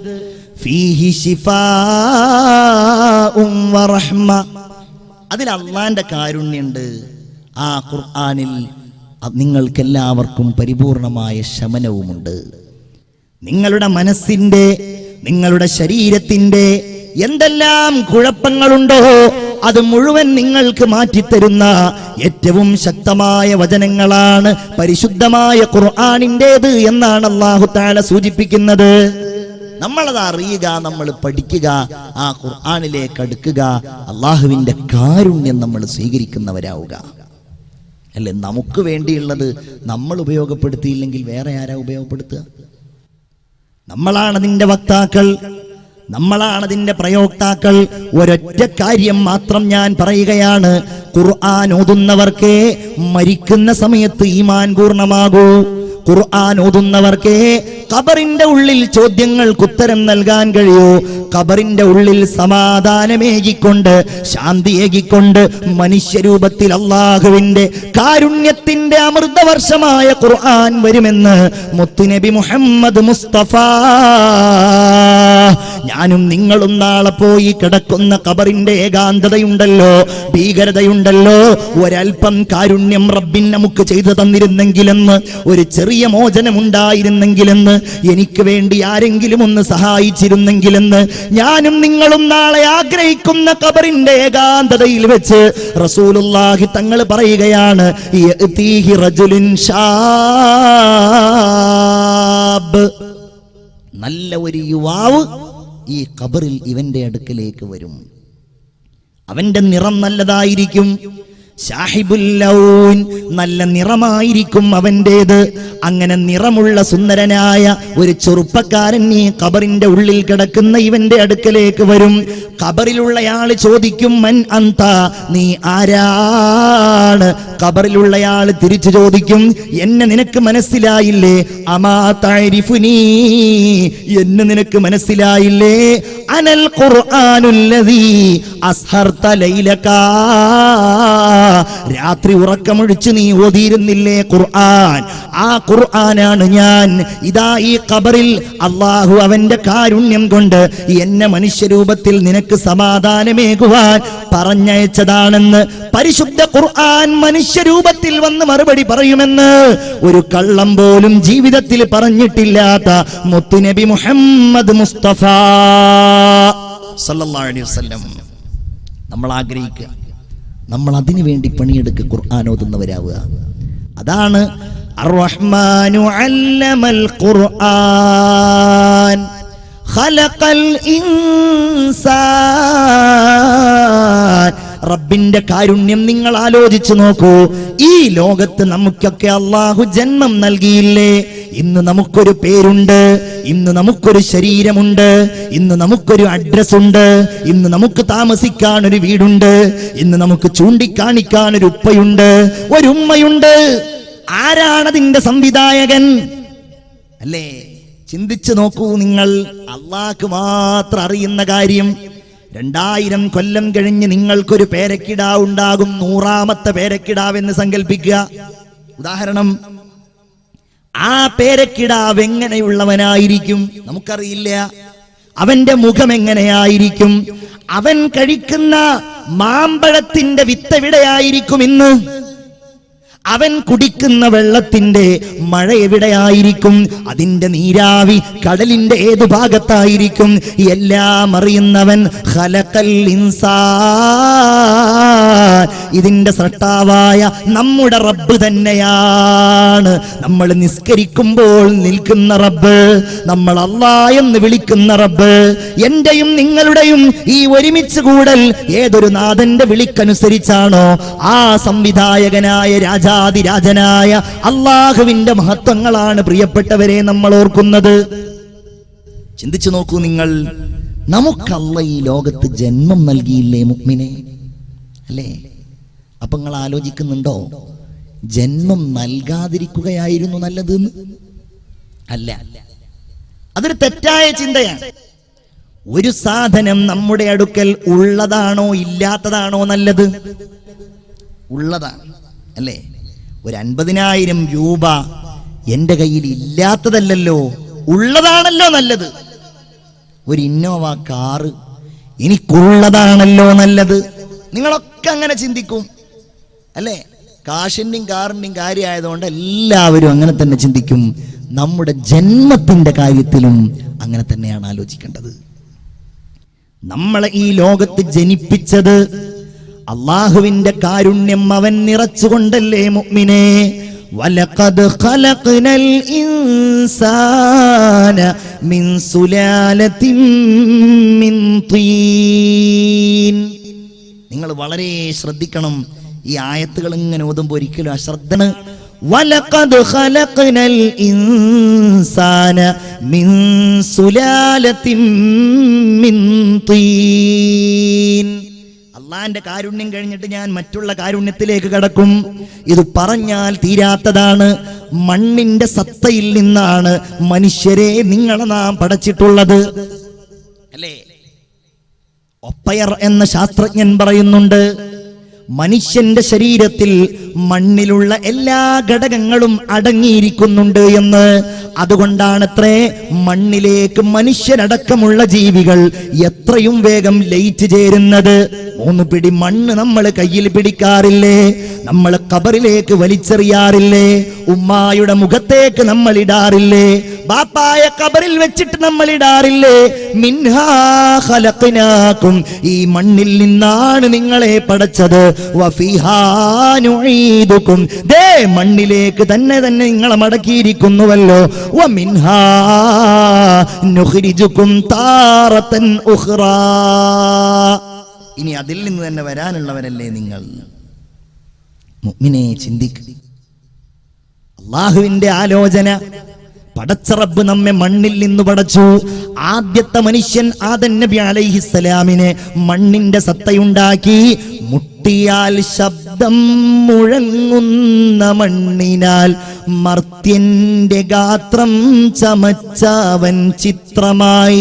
വലഖദ് ഖലഖ്നൽ ഇൻസാന മിൻ സുലാലത്തിൻ മിൻ തീൻ ثم جعلناه نطفة في قرار مكين. എന്താ പറഞ്ഞത്? ഭദ്രമായ ഒരിടത്ത്, ഭദ്രമായ ഒരു സ്ഥാനത്ത്, ഒരു ഇന്ദ്രിയ തുള്ളിയായി, ഒരു ബീജകണികയായി നിങ്ങളെ നാം സംവിധാനിച്ചു. നോക്കൂ നിങ്ങൾ, ഒരു പുരുഷൻ അവൻ ഒരു തവണ സ്ഖലനമുണ്ടാകുമ്പോ ഒന്നും രണ്ടുമല്ല,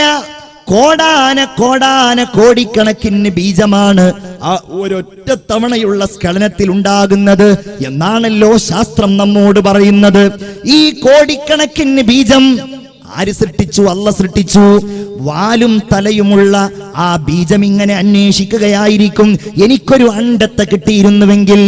അങ്ങനെ സ്ത്രീയുടെ ഗർഭപാത്രത്തിന്റെ അടുത്തുള്ള ഫെലോപ്പിയൻ ട്യൂബിന്റെ പരിസരത്ത് നിന്ന് ഈ അണ്ടവുമായി ബീജം സംയോജിക്കുമ്പോൾ ഫീ ഖറാരിൻ മകീൻ, റബ്ബല്ലേ കൊണ്ടുപോയിട്ട് ഉമ്മാന്റെ ഗർഭപാത്രത്തിൽ നമ്മെ കൊണ്ടെത്തിച്ചത്. ഇന്ന് നിങ്ങൾക്ക് എത്ര വയസ്സായി? 52 വയസ്സാണോ? അത്രയും കൊല്ലം മുമ്പ്. 43 വയസ്സാണോ? അത്രയും കൊല്ലം മുമ്പ്. എന്റെ യുവാക്കളെ, സഹോദരിമാരെ, നിങ്ങളൊന്ന് ചിന്തിക്കൂ. റബ്ബല്ലേ പറയുന്നത്, നിങ്ങളെ ഞാൻ ആ ഗർഭപാത്രത്തിൽ സംവിധാനിച്ചില്ലേ? നോക്കണേ, ഒരു സ്ത്രീ ഗർഭിണിയായി കഴിഞ്ഞാൽ അവൾ ഛർദിക്കാൻ തുടങ്ങും. എങ്ങനെയെങ്കിലും ശരീരത്തിൽ ഈ വന്ന് ചേർന്നിരിക്കുന്ന ഈ അന്യവസ്തുവിനെ പുറന്തള്ളാൻ ശരീരം എന്തെല്ലാം പണികളെടുക്കും. പക്ഷേ അല്ലാഹു പറയുകയാണ്, സുമ്മ ഖലഖ്നൻ നുത്ഫത അലഖാ, പിന്നെ ആ ബീജകണികയെ, ആ ഭ്രൂണത്തെ, ആ അണ്ടത്തുള്ളിയെ, ആ അണ്ടത്തെയും ബീജത്തിന്റെയും സംയുക്തമായ സിക്താണ്ടത്തെ അലഖാ, ഒരു ഭ്രൂണമായി നാം പരിവർത്തിപ്പിച്ചിരിക്കുകയാണ്. അലഖ എന്ന വാക്കിന്റെ അർത്ഥം ഒട്ടിപ്പിടിച്ചു എന്നാണ്. ഖലഖൽ ഇൻസാന മിൻ അലഖ്, അലക്കിൽ നിന്നാണ്, ഒട്ടിപ്പിടിക്കുന്ന സാധനത്തിൽ നിന്നാണ് മനുഷ്യ നിങ്ങളെ നാം സൃഷ്ടിച്ചത് എന്നാണ് അല്ലാഹു പറയുന്നത്. എന്റെ ബഹുമാനപ്പെട്ട എത്രയോ പഠനങ്ങൾ ഇതുമായി ബന്ധപ്പെട്ട് നടത്തിയ ടൊറോന്റോ യൂണിവേഴ്സിറ്റിയിലെ അനാട്ടമി ഡിപ്പാർട്ട്മെന്റ് ഹെഡായ വില്യം കീത്ത്മോർ എന്ന് പറയുന്ന മഹാനായ ശാസ്ത്രജ്ഞൻ ഇതിനെക്കുറിച്ച് വലിയ ഒരു പഠന പ്രബന്ധം തയ്യാറാക്കിയിട്ടുണ്ട്.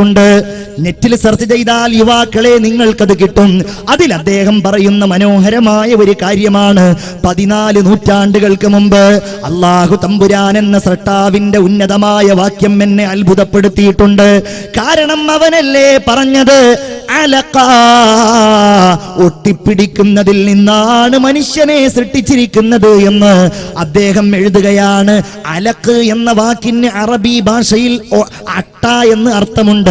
ഒരു സ്ത്രീ ഗർഭിണിയായി കഴിഞ്ഞാൽ അണ്ടവും അതുപോലെ ബീജകണികയും ചേർന്ന് കഴിഞ്ഞാൽ ആ സ്ത്രീയുടെ ഗർഭപാത്രത്തിന്റെ ആന്തരപാളിയായ എൻഡോമെട്രിയത്തിൽ പോയിട്ട് ഇതങ്ങ് പറ്റിപ്പിടിച്ചിരിക്കുകയാണ്. പിന്നെ അതിന് മോചനമില്ല. അതവിടെ ഇങ്ങനെ അള്ളിപ്പിടിച്ചിരിക്കുകയാണ്. സുമ്മ ഖലഖ്നൻ നുത്ഫത അലഖാ.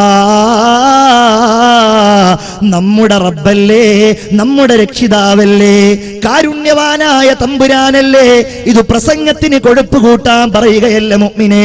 പരിശുദ്ധ ഖുർആൻ അവന്റെ കാരുണ്യം സൂചിപ്പിക്കുകയാണ്. വഖലഖ്നൽ അലഖത മുദ്ഗാ. അങ്ങനെ ആ മാംസപിണ്ഡത്തെ അല്ലാഹു പറയുകയാണ്, ഇത് എന്നെ പടച്ച രൂപമാ, നിങ്ങളെ പടച്ച രൂപമാ. എന്നെയും നിങ്ങളെയും അല്ലാഹു തആല മുദ്ഗാ, ഒരു മാംസപിണ്ഡമാക്കി മാറ്റിയില്ലേ. അച്ചവനല്ലാതെ ആർക്കാ അതിന്റെ പിന്നിൽ കഴിയാ? എന്റെ സഹോദരിമാരൊക്കെ ഒന്ന് ആലോചിച്ച് നോക്കൂ. നമ്മളൊക്കെ ഗർഭം ധരിക്കുന്നവരാണല്ലോ. ചിന്തിക്കാറുണ്ടോ നിങ്ങൾ? മലഗ എന്ന വാക്കിന്റെ അർത്ഥം ചവച്ചു എന്നാണ്. ചവച്ചു, ചവക്കുന്ന പരിപാടിയാണല്ലോ നമ്മളുടെ ജീവിതത്തിന്റെ ഏറ്റവും വലിയ ഒരു ആഗ്രഹം എന്ന് പറഞ്ഞാൽ തന്നെ ഇങ്ങനെ ചവക്കുക എന്നുള്ളതാണ്. എന്നതുപോലെ ചവച്ചു. നിങ്ങൾക്കാർക്കെങ്കിലും എംബ്രിയോളജിയുമായി, ഭ്രൂണശാസ്ത്രവുമായി ബന്ധപ്പെട്ട ഏതെങ്കിലും ഒരു എക്സിബിഷൻ കാണാൻ കഴിഞ്ഞിട്ടുണ്ടെങ്കിൽ ഈ വാക്യങ്ങൾ നിങ്ങൾക്ക് അവിടെ ഓതാൻ കഴിയും. പടച്ചവനാണേ, നമ്മളൊക്കെ കണ്ട് കോഴിക്കോട് മെഡിക്കൽ കോളേജ് സംഘടിപ്പിച്ച ഒരു എക്സിബിഷനിൽ പോയിട്ട് കണ്ട് അത്ഭുതപ്പെട്ടിട്ടുണ്ട്.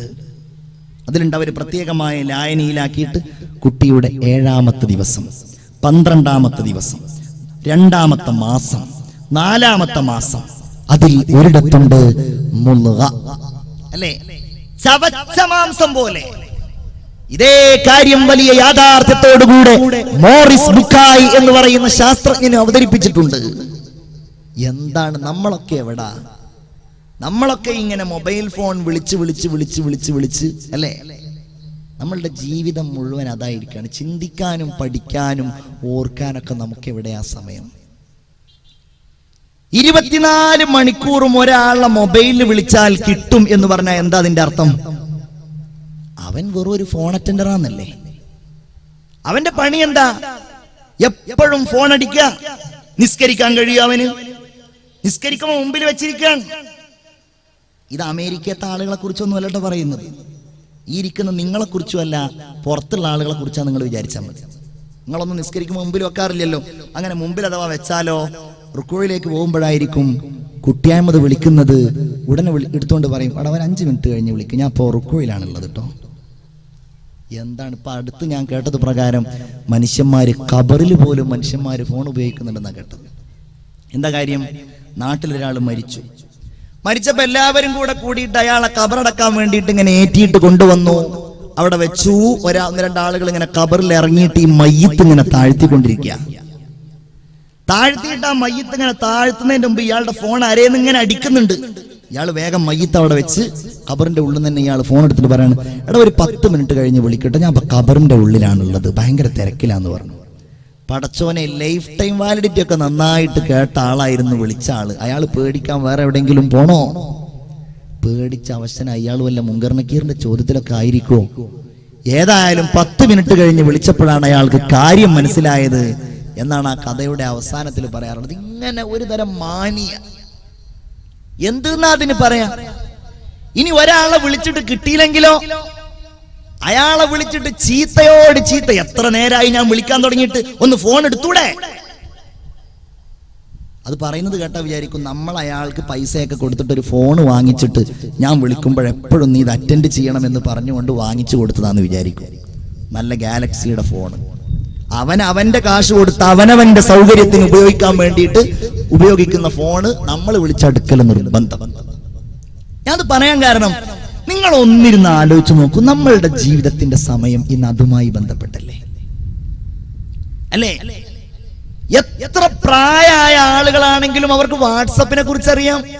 ഇപ്പൊ ഇന്നലെ വയസ്സായ ആളുകളുടെ പോലുള്ള ചർച്ച എന്താണ്? ഫേസ്ബുക്ക് വാട്സപ്പും കൂടെ വാങ്ങി എന്നുള്ളതാണ്. അവർക്ക് വേറെ ഒന്നും വിഷയമല്ല. ഇവിടെ ആകാശം ഇടിഞ്ഞു വീണാലും ഭൂമി ഇടിഞ്ഞു വീണാലും ഒന്നും വിഷയമല്ല, അല്ലേ? ചെറുപ്പക്കാരൊക്കെ അതിന്റെ പിന്നാലെ. രാവിലെ സുബീക്ക് എഴുന്നേറ്റ് പല്ല് പോലും തേക്കുന്നതിന്റെ മുമ്പ് അവൻ ഫോൺ എടുത്ത് നോക്കുകയാണ്. പടച്ചോൻ, ഇന്നലെ രാത്രി ഞാൻ 12:48 വിട്ട എന്റെ ആ മുഖത്തിന്റെ ആ ചിത്രത്തിന് എത്ര ആളുകൾ ലൈക്ക് ചെയ്തിട്ടുണ്ട്? എഴുന്നേൽക്കുന്ന നിരാശയുണ്ട്. കാരണം 2 ഹംക്കുകളെ ലൈക്ക് ചെയ്തിട്ടുണ്ടായിരുന്നുള്ളൂ. ഒരു 4-5 ഡിസ്ലൈക്കും ഉണ്ട്. കാരണം അവന്റെ മുഖം അത്ര പോരായിരുന്നു. ഇങ്ങനെ ജീവിതം മുഴുവൻ ലൈക്കിലും ഡിസ്ലൈക്കിലും കമന്റിലും ഷെയറിലും ഒക്കെയായി കഴിഞ്ഞുകൂടുന്ന എൻ്റെ പ്രിയപ്പെട്ടവർ, ഇതൊക്കെയല്ലേ നമ്മുടെ പ്രധാനപ്പെട്ട കാര്യങ്ങൾ? നിങ്ങൾ മൊബൈൽ ഉപയോഗിച്ചോ, നെറ്റ് ഉപയോഗിച്ചോ, പക്ഷെ അതിന്റെ ഒരല്പസമയമെങ്കിലും ഇതൊക്കെ പഠിക്കാൻ, റബ്ബിനെ പഠിക്കാൻ, അള്ളാഹുവിന്റെ ഉന്നതമായ ദർശനങ്ങളെ പഠിക്കാൻ എന്ത് നമ്മൾ സമയം കണ്ടെത്താത്തത്? അള്ളാഹു പറയുകയാണ്, പിന്നെ ആ മാംസപിണ്ഡത്തെ നാം എല്ലുകൾ കൊണ്ട് പൊതിഞ്ഞു.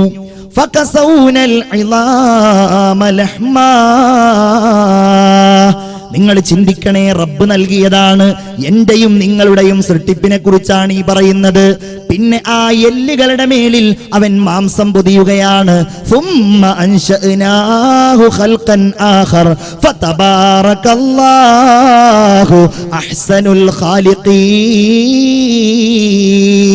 പിന്നെ അവൻ മറ്റൊരു രൂപത്തിൽ നമ്മെ പടച്ചു. അവൻ കൈകൾ നൽകി, അവൻ കാലുകൾ നൽകി, അവൻ ചെവികൾ നൽകി, അവൻ ഹൃദയങ്ങൾ നൽകി, അവൻ കണ്ണുകൾ നൽകി. അല്ലേ, അവൻ കണ്ണുകൾ നൽകി, അവൻ തല നൽകി, അവൻ മുടി നൽകി, ചിരിക്കാനുള്ള കഴിവ് നൽകി. നമ്മൾ കാണാറില്ലേ റബ്ബിന്റെ അനുഗ്രഹം ഒരുപാട് ലഭ്യമായിട്ടും ഒരനുഗ്രഹം ലഭ്യമാവാത്തവർ, കൈയില്ലാത്ത ആളുകൾ, കണ്ണില്ലാത്ത ആളുകൾ. നമ്മളൊക്കെ നമ്മുടെ കണ്ണുകൾ ഉപയോഗിച്ചുകൊണ്ട് ഈ ഭൂമിയിലുള്ള ആയിരക്കണക്കിന് നിറങ്ങളെ തിരിച്ചറിയുമ്പോ, ആയിരക്കണക്കിന് വർണ്ണങ്ങളെ നമ്മൾ അറിയുമ്പോ, നമ്മുടെ മനസ്സിന് കൺകുളിർമ നമ്മൾ ഉണ്ടാക്കുമ്പോ, അല്ലാഹുവിന്റെ വാക്ക് പടച്ചവൻ പറയുകയാണ്, നിങ്ങൾക്ക് വജഅല ലക്കുമുസ് സമഅ വൽ അബ്സാർ, നിങ്ങൾക്ക് നാം ചെവി നൽകിയില്ലേ, നിങ്ങൾക്ക് നാം കണ്ണുകൾ നൽകിയില്ലേ, നിങ്ങൾക്ക് നാം ഹൃദയം നൽകിയില്ലേ? ചിന്തിക്കണ്ടേ നിങ്ങൾ? അല്ല പറയാണ്, പക്ഷേ നിങ്ങൾ ചിന്തിക്കാറില്ല. ഖലീലം മാ തഷ്കുറൂൻ. രാവിലെയും വൈകുന്നേരവും AC ഇട്ട കാറിൽ നടന്നുകൊണ്ട് നമ്മൾ ഇങ്ങനെ സഞ്ചരിക്കുന്നതിനിടയിൽ എവിടെയെങ്കിലും വെച്ച് നമ്മുടെ ഈ ഭാഗത്തൊരു വേദന വന്നാലാണോ റബ്ബേ ഇത്രയും കാലം ഒരു കുഴപ്പവുമില്ലാതെ ഞാൻ നടന്നല്ലോ എന്ന് നമ്മൾ ആലോചിക്കുന്നത്? അപ്പോഴും ആലോചിക്കൂല. അതുകൊണ്ട് പ്രിയപ്പെട്ടവരെ, ഞാൻ ഓർമ്മിപ്പിക്കുകയാണ്, റബ്ബിന്റെ കാരുണ്യത്തെ നമ്മൾ അറിയണം. നമ്മുടെ ശരീരത്തിന്റെ ഓരോ ഭാഗങ്ങളും അള്ളാഹുവിന്റെ സൃഷ്ടിലോകമാണ്. നിങ്ങൾ ചിന്തിക്കുവോ, അല്ല ഇപ്പോഴും എന്നെ ഇങ്ങനെ സൃഷ്ടിച്ചുകൊണ്ടിരിക്കുകയാണ്. കോശമാണ് സൃഷ്ടിക്കുന്നത്, കോശം, ചെറിയ കോശം, സെൽ എന്ന് പറയാറുണ്ടല്ലോ, അത്ഭുതങ്ങളുടെ കേന്ദ്രമായ കോശം. നിങ്ങൾ ചിന്തിക്കുമോ, ആ കോശം എന്റെ ശരീരത്തിൽ ഓരോ നിമിഷവും പുതിയ കോശങ്ങൾ ജനിക്കുകയും പഴയ കോശങ്ങൾ മരിക്കുകയും ചെയ്യുന്നുവെന്ന എന്റെ എടക്കഴിയൂരിലെ ഈ സദസ്സിൽ ഒരുമിച്ച് കൂടിയവരെ, റബ്ബ് നിങ്ങളുടെ ആരുടെയെങ്കിലും ശരീരത്തില് ഒരു കോശം നശിക്കണ്ട എന്നങ്ങ് ഈ നിമിഷം തീരുമാനിച്ചാൽ, നിങ്ങളുടെ കഴുത്തിലെ കോശം നശിക്കണ്ട എന്ന്, നിങ്ങളുടെ കരളിലെ കോശം നശിക്കണ്ട എന്ന്, നിങ്ങളുടെ ചെവിയിലെ കോശം നശിക്കണ്ട എന്ന് അല്ല അങ്ങ് തീരുമാനിച്ചാൽ, ആ രോഗമാണ് ക്യാൻസർ എന്നറിയപ്പെടുന്നത്, അർബുദം എന്നറിയപ്പെടുന്നത്. തിരുവനന്തപുരത്ത് കൊണ്ടുപോയാൽ നിങ്ങൾ കണ്ടിട്ടില്ലേ, തിരിച്ചു വരുന്ന ആളുകൾക്ക് മുടിയുണ്ടാവാറില്ല, തിരിച്ചു വരുന്ന ആളുകൾക്ക് കണ്ണിന്റെ പോളകളിൽ രോമങ്ങൾ പോലും ഉണ്ടാവാറില്ല. നമ്മൾ ഓർക്കണ്ടേ റബ്ബ് പറഞ്ഞത്, അലം നജ്അൽ ലഹു ഐനൈൻ വലിസാനൻ വശഫതൈൻ. ഐനൈൻ, രണ്ട് കണ്ണവൻ തന്നില്ലേ? എന്റെയും നിങ്ങളുടെയും കണ്ണുകൾ എത്ര സുന്ദരമാണ്. മൃഗങ്ങളുടെ കണ്ണ് പോലെയല്ലല്ലോ, ജീവജാലങ്ങളുടെ കണ്ണ് പോലെയല്ലല്ലോ. എന്റെയും നിങ്ങളുടെയും കണ്ണ് എത്രമേൽ സുന്ദരമാണ്. ആ സുന്ദരമായ നിറം, ആ സുന്ദരമായ രൂപം, ആ കണ്ണിനൊരിക്കലും ദുർഗന്ധമില്ലാതെ സ്വയം വൃത്തിയാകുന്ന സംവിധാനം നൽകിയത് വലിസാനം വശഫതൈൻ. നാവ്, ചുണ്ട്, എന്തൊക്കെ. അള്ളാഹുവിന്റെ റസൂൽ സ്വഹാബികളോടൊരിക്കൽ വിശദീകരിക്കുകയാണ്, സ്വഹാബികളെ, എന്റെ അടുക്കൽ ജിബ്രീൽ അലൈഹിസ്സലാം വന്നു. എന്നിട്ട് ഭാവിയില് പരലോകത്തുണ്ടാകുന്ന അത്ഭുതകരമായ ഒരു മനുഷ്യനുണ്ടാകുന്ന കാര്യത്തെക്കുറിച്ച് എന്നോട് ജിബ്രീൽ വിശദീകരിച്ചു. ജിബ്രീൽ എന്നോട് പറയുകയാണ്, നബിയേ, മുൻഗാമികളിൽപ്പെട്ട ഒരാളെ അല്ലാഹു തആല നാളെ പരലോകത്ത് വിചാരണയ്ക്ക് വേണ്ടി കൊണ്ടുവരുന്നതാണ്. എന്താണ് ആ വ്യക്തിയുടെ പ്രത്യേകത? ആ മനുഷ്യൻ 500 കൊല്ലക്കാലം കടലിന്റെ മധ്യത്തിലെ ഒരു പർവ്വതത്തിൽ അള്ളാഹുവിന് സുജൂദിലായി കിടന്നു, അള്ളാഹുവിന് ഇബാദത്തിലായി കിടന്നുകൊണ്ടിരുന്നു. ആ വ്യക്തിക്ക് ഒരു ബുദ്ധിമുട്ടോ ഒരു സങ്കടമോ ഒരു പ്രയാസമോ ഇല്ല. മുഴുവൻ സമയവും സുജൂദിൽ തന്നെയാണ്. അല്ലാഹു തആല കടലിന്റെ മധ്യത്തിലാണെങ്കിലും അദ്ദേഹത്തിന് ശുദ്ധജലം നൽകി.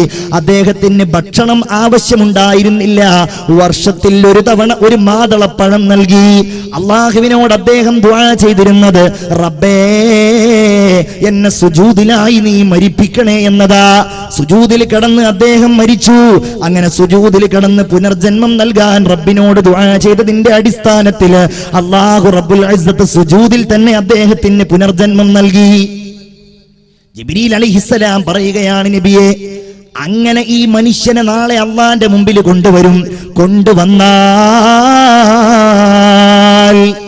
അല്ലാഹു തആല മലക്കുകളോട് പറയും, മലക്കുകളെ, ഈ മനുഷ്യനെ നിങ്ങൾ എന്റെ കാരുണ്യം കൊണ്ട് സ്വർഗത്തിലേക്ക് കൊണ്ടുപോകൂ.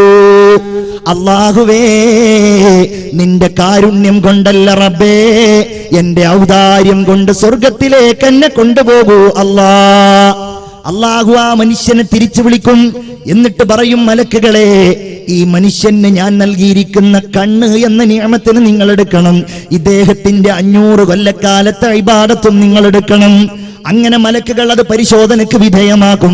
നോക്കുമ്പോൾ കണ്ണുകൊണ്ടവൻ കണ്ടതിന് പകരം, കണ്ണുകൊണ്ടവൻ നോക്കിയതിന് പകരം, അവൻ ചിന്തിച്ചതിന് പകരം ഒന്നുമേ അവന്റെ ഇബാദത്തെത്തുന്നില്ല. അല്ലാഹു പറയും, മലക്കുകളെ, എനിക്ക് നന്ദി ചെയ്യാത്തത് കാരണം ഈ മനുഷ്യനെ നിങ്ങൾ നരകത്തിലേക്ക് കൊണ്ടുപോകൂ. നരകത്തിൽ നിന്ന് ആ മനുഷ്യൻ അല്ലാഹുവിനോട് വിളിച്ചു പറയും, റബ്ബേ, നിന്റെ കാരുണ്യം കൊണ്ട് എന്നെ നീ സ്വർഗത്തിലേക്ക് കൊണ്ടുപോകുമോ അല്ലാ. അല്ലാഹു ആ മനുഷ്യനെ വിളിക്കും. എന്നിട്ട് ചോദിക്കും, മനുഷ്യ, നിനക്കാരാ ജന്മം നൽകിയത്? നീയാണല്ലാ.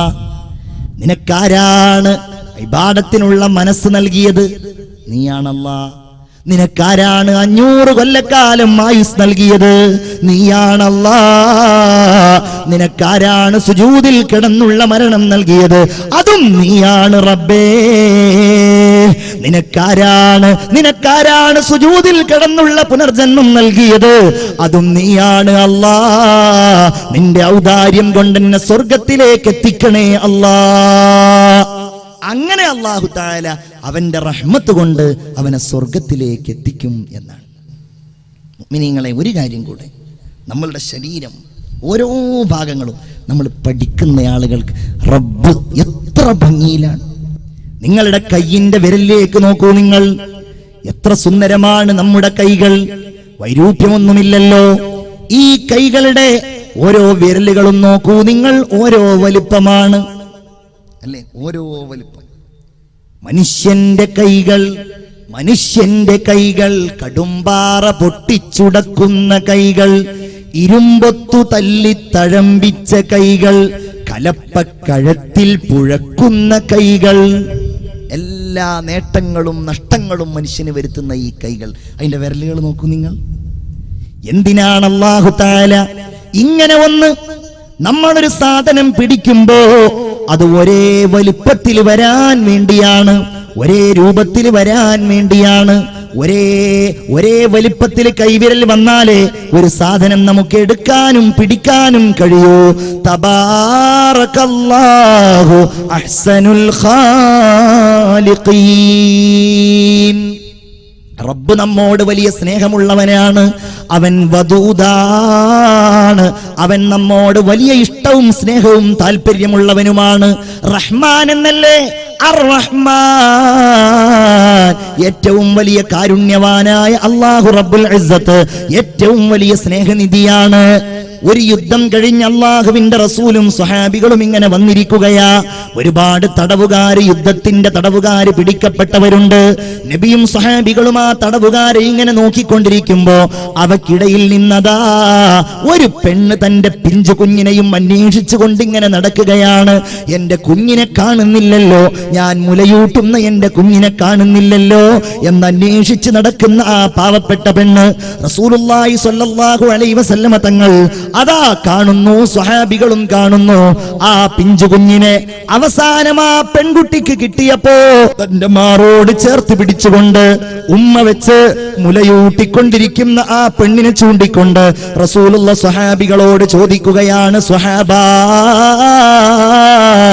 അതറൗന ഹാദിഹിൽ മർഅ, നിങ്ങൾ ഈ പെണ്ണിനെ കുറിച്ച് വിചാരിക്കുന്നുണ്ടോ?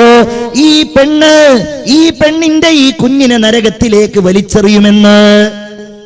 ഇല്ല നബിയെ, ഞങ്ങൾ അങ്ങനെ വിചാരിക്കുന്നില്ല. ഈ പെണ്ണൊരിക്കൽ ഇതിനെ തീയിലേക്ക് വലിച്ചെറിയില്ലല്ലോ കുഞ്ഞിനെ. എന്നാൽ ഇന്നല്ലാഹ അർഹമു ബിഇബാദിഹി മിൻ ഹാദിഹി ബിവലദിഹാ, ഈ കുട്ടിയേക്കാൾ അല്ലാഹുവിനോ ഈ കുട്ടിക്ക് ഈ ഉമ്മക്കുള്ളതിനേക്കാൾ എന്നോടും നിങ്ങളോടും മനുഷ്യരോട് സൃഷ്ടികളോട് അല്ലാഹുവിന് കാരുണ്യമുണ്ടെന്ന് ഹബീബ എന്ന് അഷ്റഫുൽ വറാ മുഹമ്മദ് മുസ്തഫ സല്ലല്ലാഹു അലൈഹി വസല്ലം. മുഹമ്മദ് की बातें, मुहम्मद की सीरत सुने और सुनाए ये जी चाहता है, मदीना के आका दो आलम के मौला तेरे पास आए ये जी चाहता है. അല്ലാഹുവിന്റെ ഹബീബ് മുഹമ്മദ് മുസ്തഫ സല്ലല്ലാഹു അലൈഹി വസല്ലം പറയുകയാണ്. അതുകൊണ്ട് ആ ഭാഗം ഞാൻ അവിടെ നിർത്തുകയാണ്. അല്ലാഹു കാരുണ്യവാനാണ്, അവൻ കരുണാവാരിധിയാണ്. ജഅലല്ലാഹു റഹ്മത മിഅത ജുസ്ഇൻ, ഈ കാരുണ്യത്തെ അവൻ 100 ഭാഗങ്ങളാക്കി നിശ്ചയിച്ചിരിക്കുകയാണ്. ഫഅംസക ഇൻദഹു 99 ജുസ്ആ, 99 കാരുണ്യത്തിന്റെ ഭാഗങ്ങളെയും അവൻ തന്റെ അടുക്കൽ വെച്ചിരിക്കുകയാണ്. പ്രിയപ്പെട്ട വിശ്വാസികളെ, സ്നേഹിതന്മാരെ, നിങ്ങൾ ചിന്തിച്ചു നോക്കൂ. അല്ലാഹുവിന്റെ റസൂല് പറയുകയാണ്, അങ്ങനെ 99 ഭാഗവും അവൻ തന്റെ അടുക്കൽ പിടിച്ചു വെച്ചു. അതിൽപ്പെട്ട ഒരു കാരുണ്യത്തിന്റെ ഭാഗം അവൻ ഭൂമിയിലേക്ക് ഇറക്കിയിട്ടുണ്ട്. ആ ഇറക്കിയ ഭാഗം കൊണ്ടാണ് യതറാഹമുൽ ഖൽഖ്, സൃഷ്ടികൾ പരസ്പരം കാരുണ്യം ചെയ്യുന്നത്. ഹത്താ തർഫഅൽ ഫറസു ഹാഫിറഹാ അൻ വലദിഹാ ഖശ്യത അൻ തുസീബ. ഒരാട് അതല്ലെങ്കിൽ ഒരു മൃഗം തന്റെ കുഞ്ഞുങ്ങൾക്ക് പാലൂട്ടുമ്പോൾ കാൽ പൊക്കി പിടിക്കുന്നത് പോലും ഈ കാരുണ്യത്തിന്റെ ഭാഗമാണെന്ന് മുഹമ്മദ് മുസ്തഫ. ഇനി നമ്മൾ ചിന്തിക്കുന്നത്, റസൂലുള്ളാഹി അല്ലാഹു തആല നിയോഗിച്ചത് വമാ അർസൽനാക ഇല്ലാ റഹ്മത്തൽ ലിൽ ആലമീൻ. ഞാനത് വിശദമായി പറയുന്നില്ല. അല്ലാഹുവിന്റെ റസൂലിന്റെ അവതരണം തന്നെ കാരുണ്യമാണ്. മനുഷ്യർക്ക് മാത്രമല്ല, എല്ലാ ജീവജാലങ്ങൾക്കും. ചിന്തിക്കണം, എല്ലാ ജീവജാലങ്ങൾക്കും. ഇന്ന് ജീവജാലങ്ങൾ ആക്രമിക്കപ്പെടുകയാണ് അല്ലേ? ജീവജാലങ്ങൾ, ആന, നമുക്കൊക്കെ ഭയങ്കര രസാണ്. നമ്മളുടെ ഉത്സവങ്ങൾക്ക്, നമ്മളുടെ അതുപോലുള്ള ആഘോഷങ്ങൾക്കൊക്കെ ആന നെറ്റിപ്പട്ടവും കെട്ടി ഇങ്ങനെ വരുന്നത്. പക്ഷേ ആനകൾ കേരളത്തിൽ പീഡിപ്പിക്കപ്പെടുന്നുണ്ടെന്ന് ആനപ്രേമി സംഘം ഇടക്കിടക്ക് പ്രസ്താവന ഇറക്കാറുണ്ട്. സത്യത്തിൽ മനുഷ്യന്മാരുടെ പ്രകൃതിയോടും നമ്മളുടെ ഇടയിലുള്ള ഈ പ്രകൃതിയോടും തീരെ യോജിക്കാത്ത ഒരു ജീവിയാണ് അത്ര ആന അല്ലേ?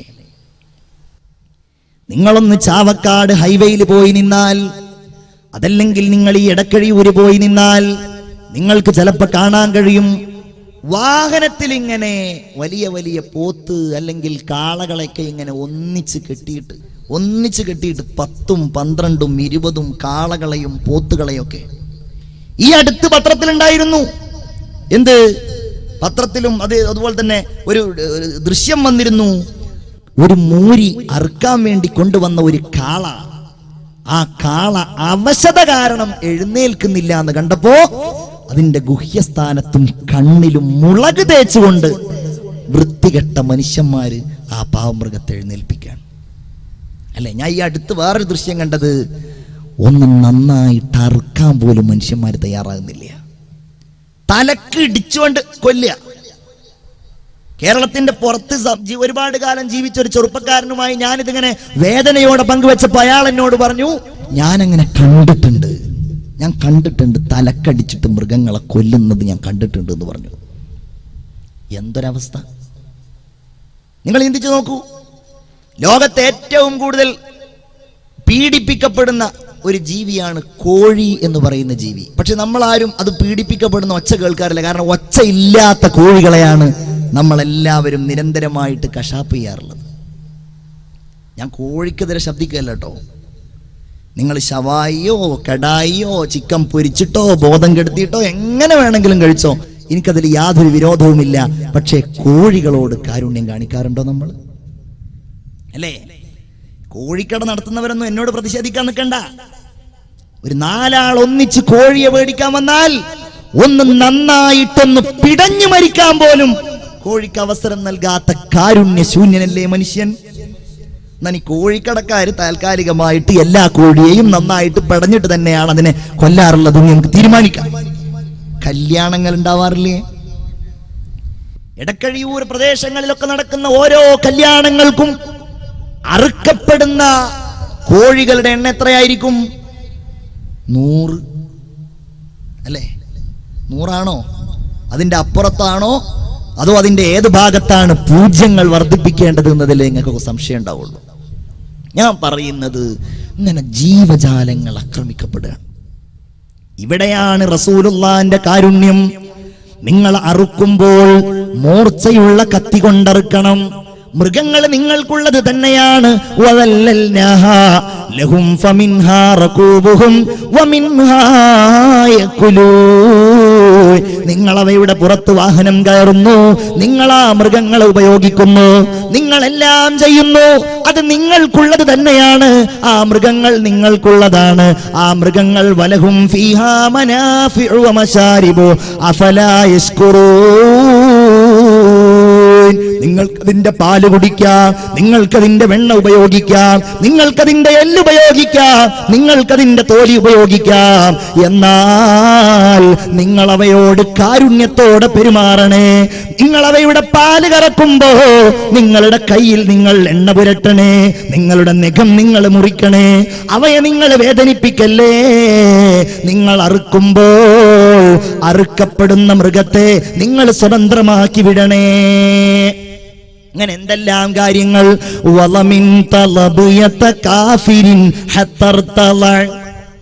അതാണ് കാരുണ്യം എന്ന് പറഞ്ഞാൽ.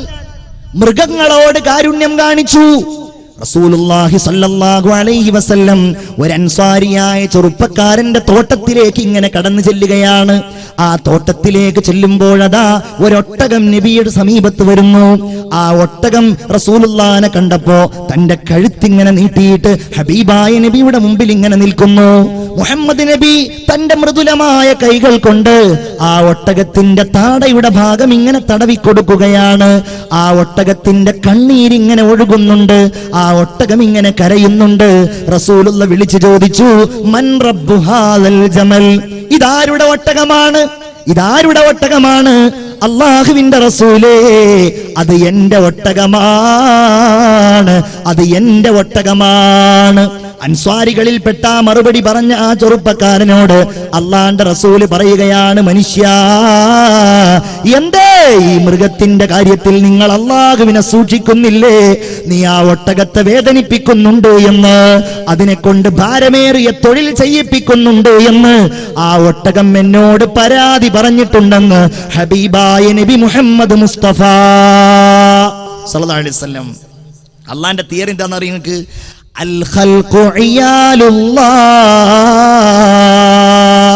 സൃഷ്ടികൾ മുഴുവൻ അല്ലാഹുവിന്റെ കുടുംബമാണ്. അൽ ഖൽഖു ഇയാലുല്ലാഹ്, സൃഷ്ടികൾ മുഴുവൻ അല്ലാഹുവിന്റെ കുടുംബമാണ്. നിങ്ങൾക്ക് ദ്രോഹിക്കാനുള്ളതല്ല, നിങ്ങൾക്ക് കൊല്ലാനുള്ളതല്ല, നിങ്ങൾക്ക് പീഡിപ്പിക്കാനുള്ളതല്ല. അല്ലാഹുവിന്റെ റസൂല് അതാ ഒരു മാൻപേടയെ കൊല്ലാൻ വന്നുകൊണ്ടിരുന്ന ഒരു വേടനോട് പറയുന്നത്, ആ മാൻപേട അതിന്റെ വീട്ടിലേക്ക് തിരിച്ചു പോയിക്കൊള്ളട്ടെ. ആ മാൻപേട ഒരല്പസമയം കഴിഞ്ഞാൽ നിന്റെ അടുക്കലേക്ക് തന്നെ വരും. വന്നില്ലെങ്കിൽ അതിനു പകരം നീ എന്നെ കൊന്നോളൂ എന്ന് പറഞ്ഞ കാരുണ്യവാനേ മുഹമ്മദ് മുസ്തഫ. ഇത് നമ്മളല്ലേ പ്രചരിപ്പിക്കേണ്ടത്? ഇത് മേനകാ ഗാന്ധിക്ക് വിട്ടുകൊടുക്കേണ്ട കാര്യമാണോ? നമ്മളല്ലേ അതായി മാറേണ്ടത്? ഇസ്ലാമല്ലേ, മുസ്ലിമല്ലേ അല്ലേ? ഇസ്ലാം എന്ന് മാത്രല്ല, എല്ലാ മതങ്ങളും ഇവിടെ മതേതര കൂട്ടായ്മയാണല്ലോ അല്ലേ? എല്ലാ മതം. ആശ്രമ മൃഗോടയം നഹന്തവ്യോ നഹന്തവ്യ, ആശ്രമ മൃഗത്തെ നിങ്ങൾ കൊല്ലരുത്. മഹാഭാരതം ഉണ്ടായത് എങ്ങനെയാണ്? മഹാനായ വ്യാസൻ മഹാഭാരതം എന്ന് പറയുന്ന ഹൈന്ദവരായ സഹോദരന്മാരുടെ ഏറ്റവും വലിയ ഇതിഹാസമായ, ഇന്ത്യയുടെ ലോകത്ത് ഇതിഹാസമായി, ഇന്ത്യയുടെ ഇതിഹാസമായി അറിയപ്പെടുന്ന മഹാഭാരതം ഉണ്ടായത് അമ്പയ്യാൻ ഒരുങ്ങി നിൽക്കുന്ന ഒരു വേടനോട് അരുത് കാട്ടാള എന്ന് പറഞ്ഞുകൊണ്ടാണത്രേ. ആ വേടൻ വേട്ടയാടാൻ വേണ്ടി പോയ ആ പാവപ്പെട്ട പ്രാവിന്റെ കണ്ണീർ തുള്ളിയിൽ നിന്ന് ഉൾക്കൊണ്ട ഊർജമാണ് വ്യാസമഹർഷിക്ക് മഹാഭാരതം ഉണ്ടാകാനുള്ള പ്രേരണയുണ്ടായത് എന്ന് പറയപ്പെടാറുണ്ട്. മൃഗങ്ങളെ കൊല്ലാതിരിക്കാൻ, ദ്രോഹിക്കാതിരിക്കാൻ ഇന്നിപ്പോ എന്തൊക്കെ നിയമങ്ങളാണ്. നിയമങ്ങളൊന്നും പറഞ്ഞാൽ പോരാ, അതിനെങ്ങനെയൊക്കെ ലംഘിക്കാന്നുള്ളതിനെ കുറിച്ചാണ്. ചിലപ്പോൾ കാണാൻ ഓരോരുത്തരെ അറസ്റ്റ് ചെയ്യപ്പെടുന്നത് വെള്ളിമൂങ്ങ പിടിയിൽ, അതല്ല വെള്ളിമൂങ്ങയെ പിടിച്ചിട്ടാവും പിടിയിലാവുക. എന്തൊക്കെ തട്ടിപ്പുകൾ പടച്ച റബ്ബേ, നമ്മളൊക്കെ ഈ കാലത്ത് ജീവിക്കേണ്ടി വന്നല്ലോ. ഒരു ഉപകാരമില്ലാത്ത സാധനം വെള്ളിമൂങ്ങ. ഏതോ 4 ആളുകൾ പറഞ്ഞു വെള്ളിമൂങ്ങ ഉണ്ടായ ഭയങ്കര ഐശ്വര്യാണ്. അത് 5000, 10000, 50000 ഭയങ്കര കച്ചവടം. എന്തെങ്കിലും അറിയോ ആർക്കെങ്കിലും? ഇങ്ങനെ ഇവിടെയാണ് പ്രിയപ്പെട്ടവരെ റസൂലുള്ളാഹിന്റെ കാരുണ്യം. ഞാൻ അതിലേക്ക് ഇനി കൂടുതലായിട്ടൊന്നും പറയുന്നില്ല. ഇർഹമൂ മൻ ഫിൽ അർളി യർഹമുകും മൻ ഫിസ് സമാ അല്ലേ? അത് നമുക്ക് പറയാം.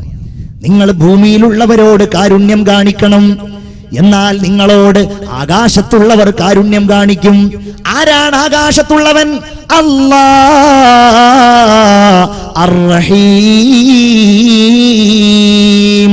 അവൻ ഈ ലോകത്തവന് വഴിപ്പെട്ടാൽ, ഈ ലോകത്ത് അല്ലാഹുവിന്റെ നിയമം അനുസരിച്ച് ജീവിച്ചാൽ, ഈ ലോകത്ത് ഹറാമിനെ ഒഴിവാക്കിയാൽ, ഈ ലോകത്ത് നിസ്കരിച്ചാൽ, നോമ്പെടുത്താൽ, പരലോകത്ത് വെച്ച് അല്ലാഹുവിന്റെ കാരുണ്യം യർഹമുകും മൻ ഫിസ് സമാ. അത് നമ്മൾ ജീവിതത്തിന്റെ ഭാഗമായിട്ട് എടുക്കണം. അള്ളാന്റെ കാരുണ്യം അത് നമുക്ക് കുറെ കിട്ടി, ഇനിയും കിട്ടണം. കുറെ കിട്ടിയതാണ് ഞാൻ ഇങ്ങനെ വിശദീകരിച്ചത്. ഇനിയും കിട്ടണം. അതിനെന്തു വേണം? ഇർഹമൂ മൻ ഫിൽ അർള്. കണ്ടില്ലേ, ശത്രുവാണെങ്കിൽ പോലും അല്ലാഹുവിന്റെ റസൂല് ചെയ്തതെന്താണ്? तानबी का दुश्मनों के साथ उल्फत का सुलूक, दोस्त बन जाते थे दुश्मन आपके अखलाक पर. അല്ലേ? ശത്രുവാണെങ്കിലും കാരുണ്യം, മനുഷ്യരോട്, ജീവജാലങ്ങളോട്, എല്ലാവരോടും കാരുണ്യം. ശത്രുവാണെങ്കിൽ പോലും ചിന്തിക്കണേ, ചിന്തിക്കണേ. റസൂലുള്ളാഹിന്റെ പുന്നാര മകളായിരുന്നു സൈനബ് റളിയല്ലാഹു തആല അൻഹ, മൂത്ത മകൾ. ആലോചിച്ചു നോക്കൂ, മൂത്ത മകളായ സൈനബ് വല്ലാത്ത വേദന സമ്മാനിച്ച മകളാണ്. ഖദീജ ബീവി സൈനബിന്റെ ചെറുപ്പത്തിലെ വഫാത്തായിട്ടുണ്ട്. വീട്ടിലുള്ള മുഴുവൻ കാര്യങ്ങളും നിയന്ത്രിക്കുന്നത് സൈനബാണ്. സൈനബിനെ കല്യാണം കഴിച്ചത് റസൂലുള്ളാഹിയെ വിശ്വസിക്കാത്ത ഒരാളായിരുന്നു. റസൂലുള്ള മദീനയിലേക്ക് ഹിജറ പോകുമ്പോ കൂടെ സൈനബ് എന്ന് പറയുന്ന പെൺകുട്ടി പോരുന്നില്ല. 2-3 കൊല്ലം കഴിഞ്ഞിട്ടാണ് സൈനബ് റളിയല്ലാഹു തആല അൻഹുവിനെ കൂട്ടിക്കൊണ്ടുവരാൻ വേണ്ടിയിട്ട് ഒരു സ്വഹാബിയെ പറഞ്ഞേക്കുന്നത്. ഉസാമത്ത് ബിൻ സൈദ് റളിയല്ലാഹു അൻഹുവിനെ പറഞ്ഞേക്കുന്നത്. ഉസാമത്ത് ബിൻ സെയ്ദ് റളിയല്ലാഹു അൻഹു സൈനബ് എന്ന് പറയുന്ന റസൂലുള്ളാഹിന്റെ പുന്നാര മകളെ ആരും കാണാതെ തർത്തനം കൊണ്ടുവരുമ്പോ ഒരൊട്ടകപ്പുറത്ത് വരുമ്പോ സൈനബ് ഗർഭിണിയാണ്. ഗർഭിണിയായ സൈനബിനെ ഭർത്താവിന്റെ ഗോത്രക്കാര് തടഞ്ഞു വെക്കുകയാണ്. തടഞ്ഞു വെച്ചുവെന്ന് മാത്രമല്ല, സൈനബിനെ വലിയ ഒരു കുന്തം കൊണ്ടങ്ങ് കുത്തുകയാ. സൈനബിനെ കുന്തം കൊണ്ട് കുത്തിയിട്ട് സൈനബ് റളിയല്ലാഹു അൻഹ ഒട്ടകപ്പുറത്ത് നിന്ന് താഴെ വീണു. മുഅ്മിനേ, ഒട്ടകപ്പുറത്ത് നിന്ന് താഴെ വീണിട്ട് സൈനബിന് വല്ലാത്ത രോഗം ബാധിച്ചു. പിന്നെ അവർക്ക് എഴുന്നേൽക്കാൻ കഴിഞ്ഞില്ല. മദീനയിൽ എങ്ങനെയോ അവരെത്തിപ്പെട്ടു. മദീനയിലെത്തിയിട്ട് സൈനബ് കൂടുതൽ കാലം ജീവിച്ചില്ല. മുത്തു റസൂലിന്റെ ദുഃഖമല്ലേ, ജീവിതത്തിന്റെ സങ്കടമല്ലേ, മക്കള് മുഴുവൻ മരിച്ചു കൊണ്ടിരിക്കുന്നതിനിടയില് സൈനബ് റളിയല്ലാഹു അൻഹയും ലോകത്തോട് വിട പറഞ്ഞു പോയി. ഇതേ കാരണത്താൽ ഒരു ശത്രുവായ മനുഷ്യൻ ഒട്ടകപ്പുറത്ത് നിന്ന് താഴേക്ക് കുന്തം കൊണ്ട് കുത്തിയിട്ട് താഴേക്ക് വീഴ്ത്തിയതിന്റെ അതേ കാരണം കൊണ്ട് മരിച്ചുപോയ ബഹുമാനപ്പെട്ട സൈനബ് റളിയല്ലാഹു അൻഹയെ കൊന്നു കൊല വിളിച്ച ആളുകൾ റസൂലുള്ളാഹിന്റെ മുമ്പിലെത്തുകയാണ്. ഒട്ടകത്തിന്റെ കുടൽമാല കൊഴുത്തിൽ കൊണ്ടുവന്നവരെത്തുകയാണ്. ചിന്തിക്കണേ മുഅ്മിനേ, നിസ്സാരമായ കാര്യങ്ങളുടെ പേരില് അയൽവാസിയുടെ അവകാശം മുടക്കുന്നവരാ നമ്മള്, തെറ്റുന്നവരാ നമ്മള്, പിണങ്ങുന്നവരാ നമ്മള്, ആരോപണങ്ങൾ ഉന്നയിക്കുന്നവരാ നമ്മള്. എന്നാൽ മുത്തുനബിയുടെ കാരുണ്യം, ഇത് അല്ലാഹുവിന്റെ റസൂലല്ലേ, വമാ അർസൽനാക ഇല്ലാ റഹ്മത്തൽ ലിൽ ആലമീൻ. കാരുണ്യം. പാടുക പാടുക ശാരദ ശാരികെ, പാടലധാരി നീ ഇമ്പമോടെ, പാരിടെ അൽ അമീൻ എന്നൊരു പേരിനു ആരുതാൻ അർഹൻ, ആരുതാൻ അർഹൻ. പാടുക പാടുക ശാരിക ശാരദേ, പാടലധാരി നീ ഇമ്പമോടെ, പാരിടെ അൽ അമീൻ എന്നൊരു പേരിനു ആരുതാൻ അർഹൻ. ഇവരൊക്കെ റസൂലുള്ളാഹിന്റെ മുമ്പിൽ വരിക. ഖാലിദ് ബിൻ വലീദ് വരികയാണ്. റസൂലുള്ളാഹിന്റെ കഴുത്തിൽ കുടൽമാല ചാർത്തിയവർ വരികയാണ്. നിങ്ങൾ പോയിക്കൊള്ളുക, നിങ്ങൾ പോയിക്കൊള്ളുക. അന്തും തുലഖാ, നിങ്ങൾ സർവതന്ത്ര സ്വതന്ത്രരാണ്. നിങ്ങൾക്കെതിരെ പ്രതികാരമില്ല. എന്റെ മകളെ കൊന്നവരെ, നിങ്ങൾക്കെതിരെ പ്രതികാരമില്ല. എന്നെ ആക്രമിച്ചവരെ, എന്നെ കല്ലെറിഞ്ഞവരെ, എന്നെ കൂക്കി വിളിച്ചവരെ, നിങ്ങൾക്കെതിരെ പ്രതികാരമില്ലെന്ന് പറഞ്ഞ കാരുണ്യമേ മുഹമ്മദ് മുസ്തഫ സല്ലല്ലാഹു അലാ മുഹമ്മദ് സല്ലല്ലാഹു അലൈഹി വസല്ലം. ഒരു യുദ്ധം കഴിഞ്ഞ് ഇങ്ങനെ മടങ്ങി വരികയാണ് മുഹമ്മദ് മുസ്തഫ സല്ലല്ലാഹു അലൈഹി വസല്ലം. അവിടുത്തെ വാള് ഒരു വലിയ മരത്തിന്റെ കൊമ്പിൽ മാറ്റി വെച്ചിട്ടുണ്ട്, ഇങ്ങനെ തൂക്കി വെച്ചിട്ടുണ്ട്. സ്വഹാബികളൊക്കെ കുറച്ച് അപ്പുറത്താണ് ഉറങ്ങുന്നത്. ഒരു അറാബിയായ നബിയുടെ ശത്രു കടന്നു വന്നിട്ട് ഈ വാളെടുത്തു. ഉറങ്ങുന്ന നബിയെ തട്ടി ഉണർത്തിക്കൊണ്ട് ചോദിച്ചു, മുഹമ്മദേ മൻ യംനഉക മിന്നി, നിന്നെ കൊല്ലാൻ പോവാണ്, ആരാണ് എന്നിൽ നിന്ന് നിന്നെ തടയാ? ഉണ്ടെങ്കിൽ വരട്ടെ. റസൂൽ ഒരൊറ്റ മറുപടിയാണ്, അല്ലാഹ്. അല്ലാഹ്. 3 തവണ അവന്റെ കൈ വിറച്ചു, അവന്റെ നെഞ്ചകം പിടച്ചു. ആ വാള് താഴേക്ക് നിലത്ത് വീണു. ആ വാളെടുത്തുകൊണ്ട് അല്ലാഹുവിന്റെ റസൂല് എടുത്ത് ചോദിക്കുകയാണ്, ഏതാ നിന്റെ ചാൻസ് കഴിഞ്ഞില്ലേ, ഇനി എന്നിൽ നിന്ന് നിന്നെ ആരാണ് തടയുക? ഇല്ല മുഹമ്മദേ,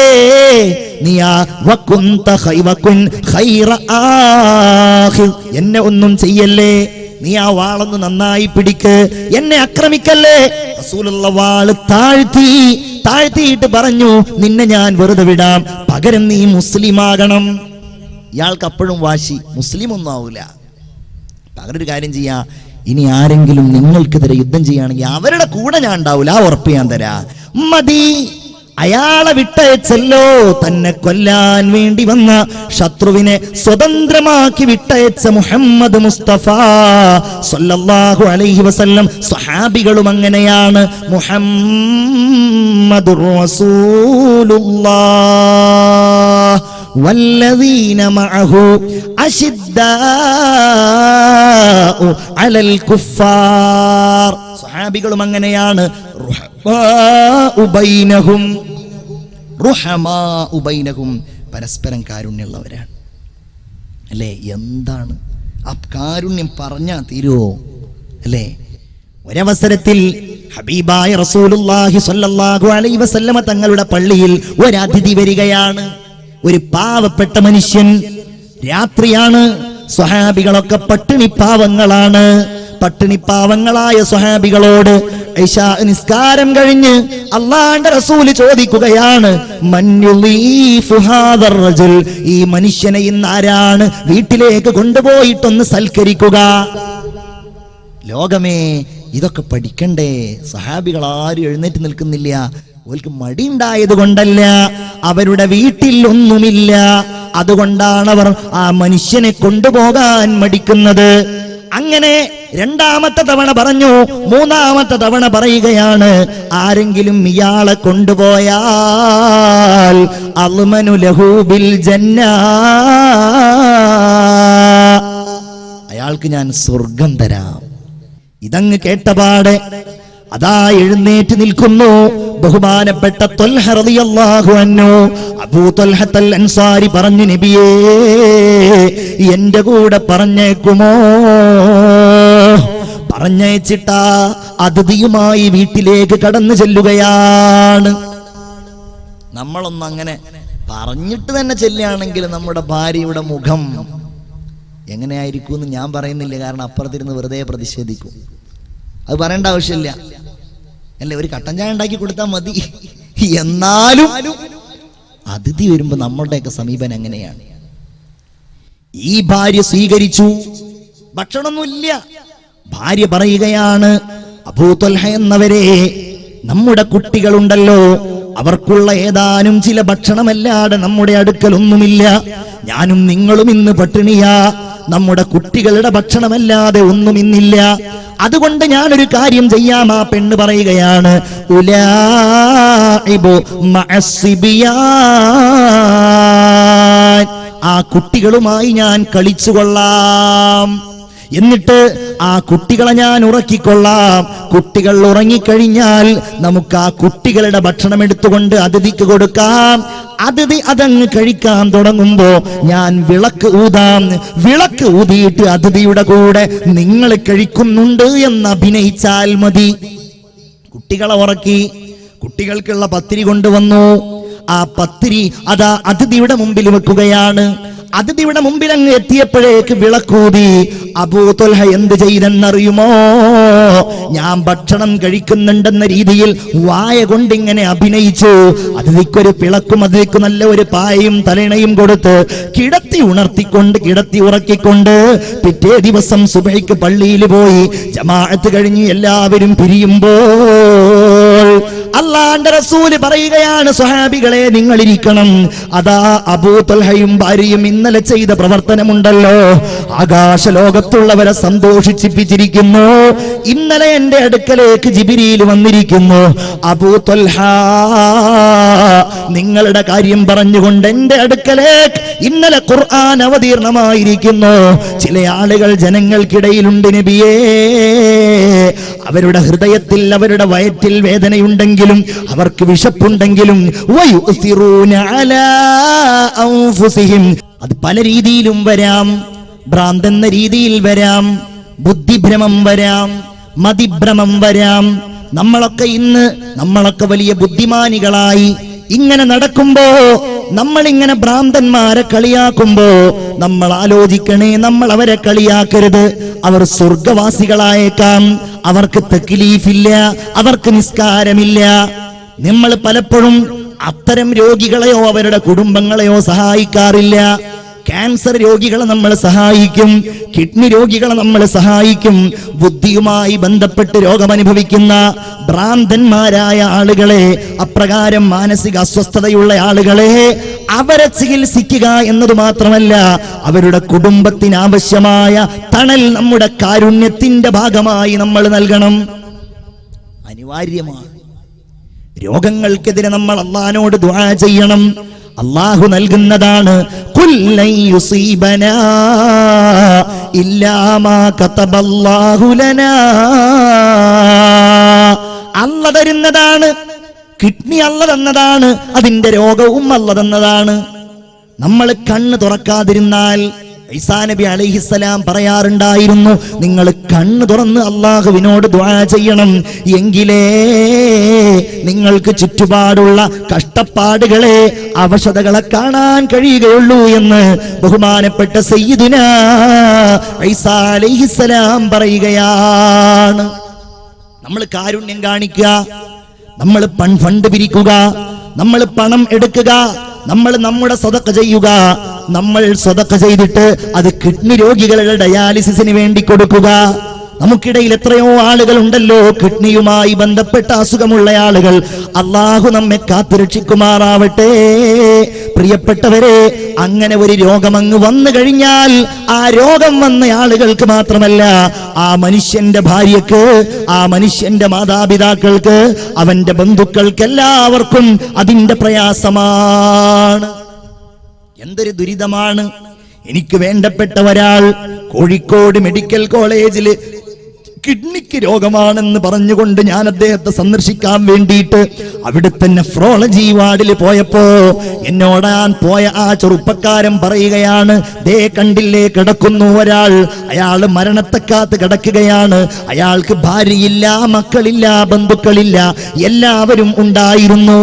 ഭാര്യ ഒരിക്കൽ ഇതാ ഈ മനുഷ്യനെ ഇവിടെ കിടത്തിയിട്ട് ഉറങ്ങുന്ന സമയത്ത് ചുറ്റുപാടുകളിലുള്ളവരോട് പറഞ്ഞു, ഇതാ ഞാൻ ഇദ്ദേഹത്തിന്റെ അടുക്കൽ നിന്ന് പോവുകയാണ്, ഇനി അദ്ദേഹം ഉണരുമ്പോ നിങ്ങൾ പറയണേ, എനിക്ക് മടുത്തു നിങ്ങളോടുകൂടെയുള്ള ജീവിതം, നിങ്ങളുടെ ഡയാലിസിസും നിങ്ങളുടെ എല്ലാ കാര്യങ്ങളും, അതുകൊണ്ട് ഞാൻ പോവുകയാണെന്ന് പറഞ്ഞുകൊണ്ട് ആ കിഡ്നി രോഗിയുടെ അടുക്കൽ നിന്ന് ഇറങ്ങിപ്പോയത്രേ ഭാര്യ.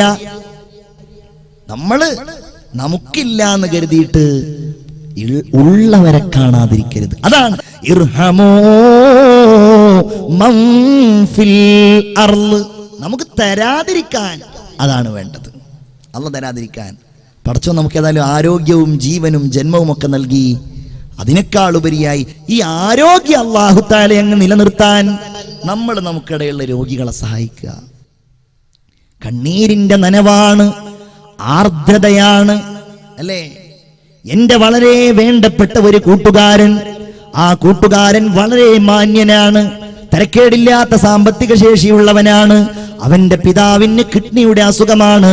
അങ്ങനെ അവന്റെ പിതാവിന് വേണ്ടി എല്ലാ ആഴ്ചയിലും 2 തവണ ഈ തൃശ്ശൂരിലുള്ള ദയാ ഹോസ്പിറ്റലിൽ വരും.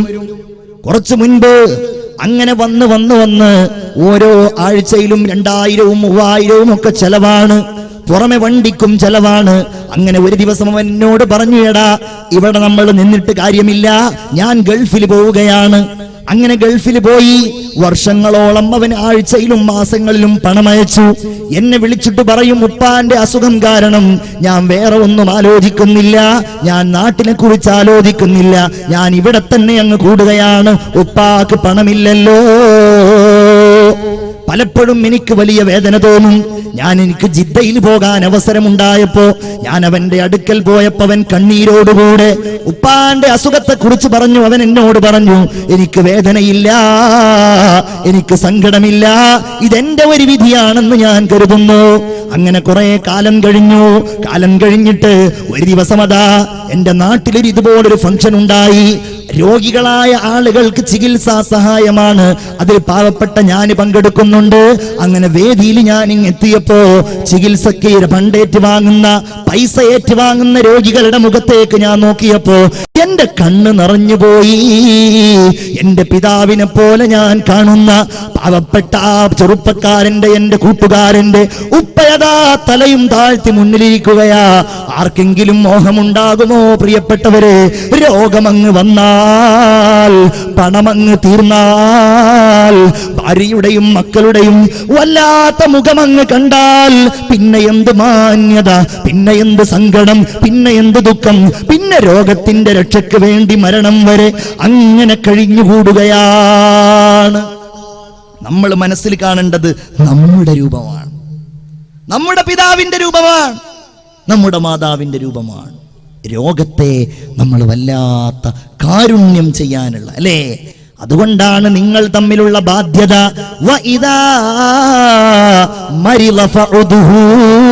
അവൻ രോഗിയായാൽ നിങ്ങൾ അവനെ സന്ദർശിക്കണമെന്ന് മുഹമ്മദ് മുസ്തഫ സല്ലല്ലാഹു അലൈഹി വസല്ലം. നമ്മളത് ചെയ്യാം. ഇർഹമൂ മൻ ഫിൽ അർള്. എല്ലാവരോടും, മാതാപിതാക്കൾ ഇല്ലാത്തവരോട്, മാതാപിതാക്കൾ നഷ്ടപ്പെട്ടവരോട്, അനാഥരോട്, അല്ലേ, അരക്ഷിതാവസ്ഥ അനുഭവിക്കുന്നവരോട്. നമുക്കാർക്കും അറിയില്ല ഉമ്മയില്ലാത്തതിന്റെ സങ്കടം എത്രയാണ്, വാപ്പില്ലാത്തതിന്റെ സങ്കടം എത്രയാണ്. നിങ്ങൾ അവരുടെ കണ്ണിലേക്ക് നോക്കിയിട്ടുണ്ടോ? ആ കണ്ണിൽ ഒരു നനവുണ്ടാകും. നമുക്കറിയില്ല, ഉമ്മയില്ലാത്തതിന്റെ സങ്കടം അറിയില്ല. കാരണം ഉമ്മ ഉണ്ട്, ഇപ്പോഴും ഉണ്ട്. അള്ളാഹു ദീർഘായുസ് നൽകുമാറാവട്ടെ. നിങ്ങളൊക്കെ ആമീൻ പറയും. എനിക്ക് എൻ്റെ ഉമ്മാക്ക് ചെയ്യാൻ കഴിയുന്നതല്ലേ? എൻ്റെ ഉമ്മാക്ക് എനിക്ക് ചെയ്യാൻ കഴിയുന്നത് എന്താ? നിങ്ങളെ കൊണ്ടൊക്കെ ഇങ്ങനെ ആമീൻ പറയിപ്പിക്കുക എന്നാണ്. നിങ്ങളൊക്കെ ആമീൻ പറയും. അള്ളാഹു അവർക്ക് ദീർഘായുസ് കൊടുക്കുമാറാകട്ടെ. അള്ളാഹു ആരോഗ്യം നിലനിർത്തി കൊടുക്കുമാറാവട്ടെ. നിങ്ങളുടെയും ഓരോരുത്തരുടെയും മാതാപിതാക്കൾ ജീവിച്ചിരിക്കുന്നുണ്ടെങ്കിൽ അള്ളാഹു അവർക്ക് ദീർഘായുസ് നൽകുമാറാവട്ടെ. മരിച്ചുപോയവർക്ക് അള്ളാഹു തആല പുറത്തു കൊടുക്കുമാറാവട്ടെ. ചിന്തിച്ചു നോക്കൂ. നമുക്കതിന്റെ ദുഃഖമറിയില്ല. അതിന്റെ ദുഃഖം നന്നായി അറിഞ്ഞ ആളാണ്, അവർ കാരുണ്യത്തിന്റെ അർഹരാണെന്ന് നന്നായി അറിഞ്ഞയാളാണ് മുഹമ്മദ് മുസ്തഫ സല്ലല്ലാഹു അലൈഹി വസല്ലം. കാരണം എന്താ? വാപ്പയില്ല, ജനിക്കുന്ന സമയത്ത് തന്നെ ഉപ്പയില്ല. അബവാഇൻ തീരത്ത് ആമിന ബീവി, അന്ത്യ സമയത്ത് അവരന്ന് തേങ്ങി. 6ാമത്തെ വയസ്സിലാണെങ്കിലോ മാതാവും മരിച്ചുപോയി, ഉമ്മയില്ല. ഒരു ദിവസം അതാ റസൂലുള്ളാഹി തങ്ങള് സ്വഹാബികളോടുകൂടെ ഇങ്ങനെ മദീനയിലൂടെ സഞ്ചരിച്ചു. ഒരു ഖബർ എന്ന് തോന്നിക്കുന്ന ഒരു ഭാഗത്ത് ചെന്നിരിക്കുകയാണ്. റസൂലുള്ളാഹി ഇങ്ങനെ കരയാൻ തുടങ്ങി. സ്വഹാബികൾ പറയുന്നു ഫബക്കൈന, ഞങ്ങളും കരഞ്ഞു. നബി ഞങ്ങളോട് ചോദിച്ചു, സ്വഹാബികളെ നിങ്ങൾ എന്തിനാണ് കരയുന്നത്? ബക്കൈത ഫബക്കൈനാ, നിങ്ങൾ കരയുന്നത് കണ്ടു, അത് കണ്ടപ്പോ ഞങ്ങളും കരഞ്ഞു. എന്തിനാണ് നബിയെ നിങ്ങൾ കരഞ്ഞത്? നിങ്ങൾ ശ്രദ്ധിക്കണേ, എന്തിനാണ് നബി കരഞ്ഞത്? അവിടുന്ന് സങ്കടത്തോടെ പറയുകയാണ്, ഹാദാ ഖബ്റു ഉമ്മി ആമിന, എന്റെ 6ാമത്തെ വയസ്സിൽ എന്നോട് വിട പറഞ്ഞു പോയ എന്റെ പ്രിയപ്പെട്ട ഉമ്മയുണ്ടല്ലോ ആമിന ബീവി, ആ ആമിന ബീവിയുടെ ഖബറിടമാണിത്. എന്റെ ചെറുപ്പകാലം എനിക്ക് ഓർമ്മ വന്നു സ്വഹാബികളെ, അതുകൊണ്ടാണ് ഞാൻ കരഞ്ഞതെന്ന് മുഹമ്മദ് മുസ്തഫ സല്ലല്ലാഹു അലൈഹി വസല്ലം. നമുക്കാർക്കും ഇതിന്റെ വേദന അറിയില്ല. അതുകൊണ്ട് റസൂലുള്ളാഹി പറഞ്ഞു, നിങ്ങൾ അനാഥന്റെ കണ്ണീരൊപ്പണം, നിങ്ങളവന്റെ തലതടവണം. അവനോട് നിങ്ങൾ പരുഷമായി പെരുമാറരുത്, അവനെ നിങ്ങൾ അട്ടിയകറ്റരുത്. ഇദാ ബക്കൽ യതീം, ഒരനാഥനായ കുട്ടി കരഞ്ഞാൽ വഖഅത് ദുമൂഉഹു ഫീ കഫിർ റഹ്മാൻ, അല്ല കൈകൾ നീട്ടും, അള്ളാഹുവിന്റെ കരങ്ങളിലേക്ക് ഈ കുട്ടിയുടെ കണ്ണീരെത്തും. എന്നിട്ട് അല്ലാഹു തആല ചോദിക്കുമെന്നാണ്, മൻ അബ്കഹാദാ, ആരാണ് ഈ കുഞ്ഞിനെ കരയിപ്പിച്ചത്? ഈ കുഞ്ഞിനെ ആരാണ് കരയിപ്പിച്ചത് എന്ന് ചോദിക്കുകയും, മൻ അല്ലാഹു ഫലഹുൽ ജന്ന, നിങ്ങൾ ആരെങ്കിലും അവനെ തൃപ്തിപ്പെടുത്തിയാൽ, അവന്റെ കണ്ണീര് നിങ്ങൾ തുടച്ചാൽ നിങ്ങൾക്ക് സ്വർഗമുണ്ട്. ശ്രദ്ധിക്കണം, ചിന്തിക്കണം ആ കാര്യം. എന്റെ കാരുണ്യത്തിന്റെ പ്രവർത്തകന്മാരെ, നിങ്ങളുടെ നേതൃത്വത്തിൽ അനാഥരെ നിങ്ങൾ സംരക്ഷിക്കണം. അവർക്ക് വിദ്യാഭ്യാസം നൽകുക, അവരുടെ കാര്യങ്ങൾ ശ്രദ്ധിക്കുക. എന്റെ സഹോദരിമാരെ, നിങ്ങളൊക്കെ ഇങ്ങനെ ഡ്രസ്സ് എടുക്കുമ്പോ, നിങ്ങളുടെ മക്കൾക്ക് ഡ്രസ്സ് എടുക്കുമ്പോ നിങ്ങളുടെ അയൽവാസികൾ ഉണ്ടാകും, നിങ്ങളുടെ കുടുംബങ്ങളിലുള്ളവരുണ്ടാകും. കാരുണ്യം കാണിക്കുക അവരോട്, അല്ലേ? ഞാൻ ഈ അടുത്ത് കേട്ടു ഒരാള് സംസാരിക്കുന്നത്, ഇന്റർനാഷണൽ ലെവലിൽ പ്രസംഗിക്കുന്ന അന്താരാഷ്ട്ര തലത്തിൽ അറിയപ്പെട്ട ഒരു ഉന്നതനായ പ്രഭാഷകൻ പറഞ്ഞ ഒരു സംഭവമാണ്. അമേരിക്കയിലോ ബ്രിട്ടനിലോ എവിടെയോ ഒരു സ്ഥലത്ത് ഒരു അധ്യാപകൻ ഒരിക്കൽ കുട്ടികളോട് ചോദിച്ചു, ഒരു ടീച്ചർ കുട്ടികളോട് ചോദിച്ചു, നിങ്ങൾ ആരാവാൻ ആഗ്രഹിക്കുന്നു? കുട്ടികൾ ഓരോരുത്തരും I want to become a doctor, an engineer, a collector, a judge എന്നൊക്കെ പറഞ്ഞിട്ട് ഓരോരുത്തരും ഞാൻ ജഡ്ജ് ആവാന്, കലക്ടർ ആവാന്, ഡോക്ടർ ആവാന് ഓരോരുത്തർ പറഞ്ഞപ്പോൾ ഒരു കുട്ടി മാത്രം പറഞ്ഞു, I want to become a സ്വഹാബി. ഞാൻ ആഗ്രഹിക്കുന്നത് ഒരു സ്വഹാബി ആവാനാണ്. ടീച്ചർ ചോദിച്ചു, ഹു ഈസ് എ സ്വഹാബി? മോനെ, ആരാ ഒരു സ്വഹാബി? എനിക്കറിയില്ലല്ലോ, ഞാൻ ആദ്യമായിട്ട് കേൾക്കുകയാണല്ലോ. ഈ കുട്ടി പറഞ്ഞു, സ്വഹാബി ആരാണെന്ന് എനിക്കല്ല നന്നായിട്ടറിയാം, എൻ്റെ ഉമ്മക്കാണ്. ടീച്ചർ ഉമ്മക്ക് ഫോൺ ചെയ്തു, നിങ്ങളുടെ മോൻ പറഞ്ഞത് ഒരു സ്വഹാബി ആവണമെന്നാണല്ലോ, ആരാണ് സ്വഹാബി? ഉമ്മ പറഞ്ഞു, സ്വഹാബി എന്ന് പറഞ്ഞാൽ അത് ആരാണെന്ന് പറഞ്ഞു തരണമെങ്കിൽ നേരിട്ട് വരണം. ടീച്ചർ നേരിട്ട് ചെന്നു. അള്ളാന്റെ റസൂലിന്റെ കൂടെ നിന്ന, സന്തോഷത്തിലും ദുഃഖത്തിലും കൂടെ നിന്ന അവിടുത്തെ അനുയായികളെ കുറിച്ച് ടീച്ചറോട് ഈ ഉമ്മ വിശദീകരിച്ചു. അങ്ങനെ ആ ടീച്ചർ അതെല്ലാം കേട്ട് സന്തോഷത്തോടെ തിരിച്ചു പോരുന്നതിന്റെ മുമ്പ് കുടുംബസമേതം ലാ ഇലാഹ ഇല്ലല്ലാഹ് അവർ മുസ്ലിങ്ങളായി അവർ രണ്ടുപേരും, കുടുംബം, ഭാര്യയും ഭർത്താവും എല്ലാവരും കൂടെ. അങ്ങനെ ഒരു ദിവസം സ്കൂളിൽ നിന്ന് ഈ കുട്ടിയോട് ടീച്ചർ ചോദിച്ചു, എത്രേ മോനെ, നിനക്ക് സ്വഹാബിയാവണമെന്നല്ലേ പറഞ്ഞത്? നിനക്ക് ഏറ്റവും ഇഷ്ടമുള്ള സ്വഹാബി ഏതാണ്? ഈ കുട്ടി ഉടനടി പറഞ്ഞു, എനിക്ക് ഇഷ്ടമുള്ള സ്വഹാബി ബഷീർ റളിയല്ലാഹു അൻഹു ആണ്, സയ്യിദുനാ ബഷീർ റളിയല്ലാഹു. എന്താണ് മോനെ നീ അദ്ദേഹത്തെ ഇഷ്ടപ്പെടാനുള്ള കാരണം? ആ കുട്ടി പറയുകയാണ്, എന്റെ ഉമ്മ എനിക്ക് രാവിൽ പറഞ്ഞു തന്ന കഥയാണ്, അങ്ങനെയാണ് എനിക്ക് ബഷീറിനെ ഇഷ്ടമായത് എന്ന് പറഞ്ഞുകൊണ്ട് ഈ കുട്ടി പറയുകയാണത്രേ, അള്ളാഹുവിന്റെ റസൂലിന്റെ കൂടെ നൂറുകണക്കിന് സ്വഹാബികൾ ഉഹദിന്റെ പോർക്കളത്തിലേക്ക് പോയി. കൂട്ടത്തിൽ ബഷീർ എന്ന കുട്ടിയുടെ പിതാവുമുണ്ട്. ഈ കുട്ടിയുണ്ടല്ലോ, യുദ്ധം കഴിഞ്ഞ് മ്ലാനവദനരായി തിരിച്ചു വരുന്ന നബിയെയും സ്വഹാബികളെയും ഇങ്ങനെ കാത്തു നിൽക്കുകയാണ്. ഓരോരുത്തർ വന്നു. അവർക്കിടയിൽ മുഹമ്മദ് മുസ്തഫ സല്ലല്ലാഹു അലൈഹി വസല്ലമയും വന്നു. ബഷീർ എന്ന കുട്ടി റസൂലുള്ളാഹിന്റെ അടുക്കൽ ചെന്ന് ചോദിക്കുകയാണ്, ഐന അബീ യാ റസൂലല്ലാഹ്, എന്റെ ഉപ്പ എവിടെയാണ് നബിയേ? റസൂലുള്ള കുട്ടിയുടെ മുഖത്ത് നോക്കി, അവിടുത്തെ കണ്ണുകൾ നിറഞ്ഞു. എന്തു പറയണം ഈ കുട്ടിയോട്? കാരണം ഈ കുട്ടിയുടെ ഉപ്പ ഉഹദ് യുദ്ധത്തിൽ രക്തസാക്ഷിയായിട്ടുണ്ട്. എന്തു പറയണം? റസൂലുള്ള മുഖം തിരിച്ചു കളഞ്ഞു. രണ്ടാമതും ഈ കുട്ടി ചോദിക്കുകയാണ്, നബിയെ പറയുമോ എവിടെയാണ് എന്റെ ഉപ്പ? യാ ഹബീബല്ലാഹ്, അള്ളാഹുവിന്റെ റസൂല മകനെ, ആ പിഞ്ചു മകനെ തന്റെ ശരീരത്തോട് ചേർത്ത് പിടിച്ചു. അവന്റെ കണ്ണുകളിലേക്ക് ഉറ്റുനോക്കിക്കൊണ്ട് മുത്തുനബി പറയുകയാണ്, മോനെ, നിന്റെ ഉപ്പ ഞാനാണെന്ന് പറഞ്ഞാൽ നിന്റെ ഉപ്പ ഞാനാകുന്നത് നിനക്കിഷ്ടമല്ലേ മോനെ? നിന്റെ ഉമ്മ ആയിഷയാണ് മോനെ, അത് നിനക്കിഷ്ടമല്ലേ? അതേ നബിയെ, എനിക്കിഷ്ടമാണ്.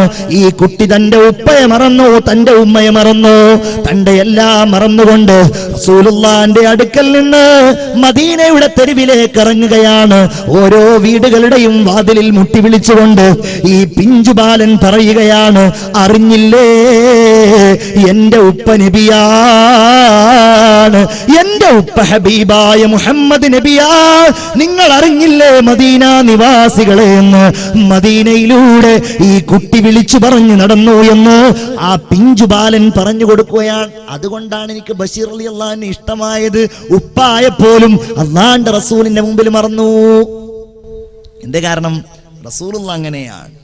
അന വകാഫിലുൽ യതീമി ഫിൽ ജന്നതി ഹാകദാ, ഞാനും അനാഥനും സ്വർഗ്ഗത്തിൽ ഇങ്ങനെയാണ്.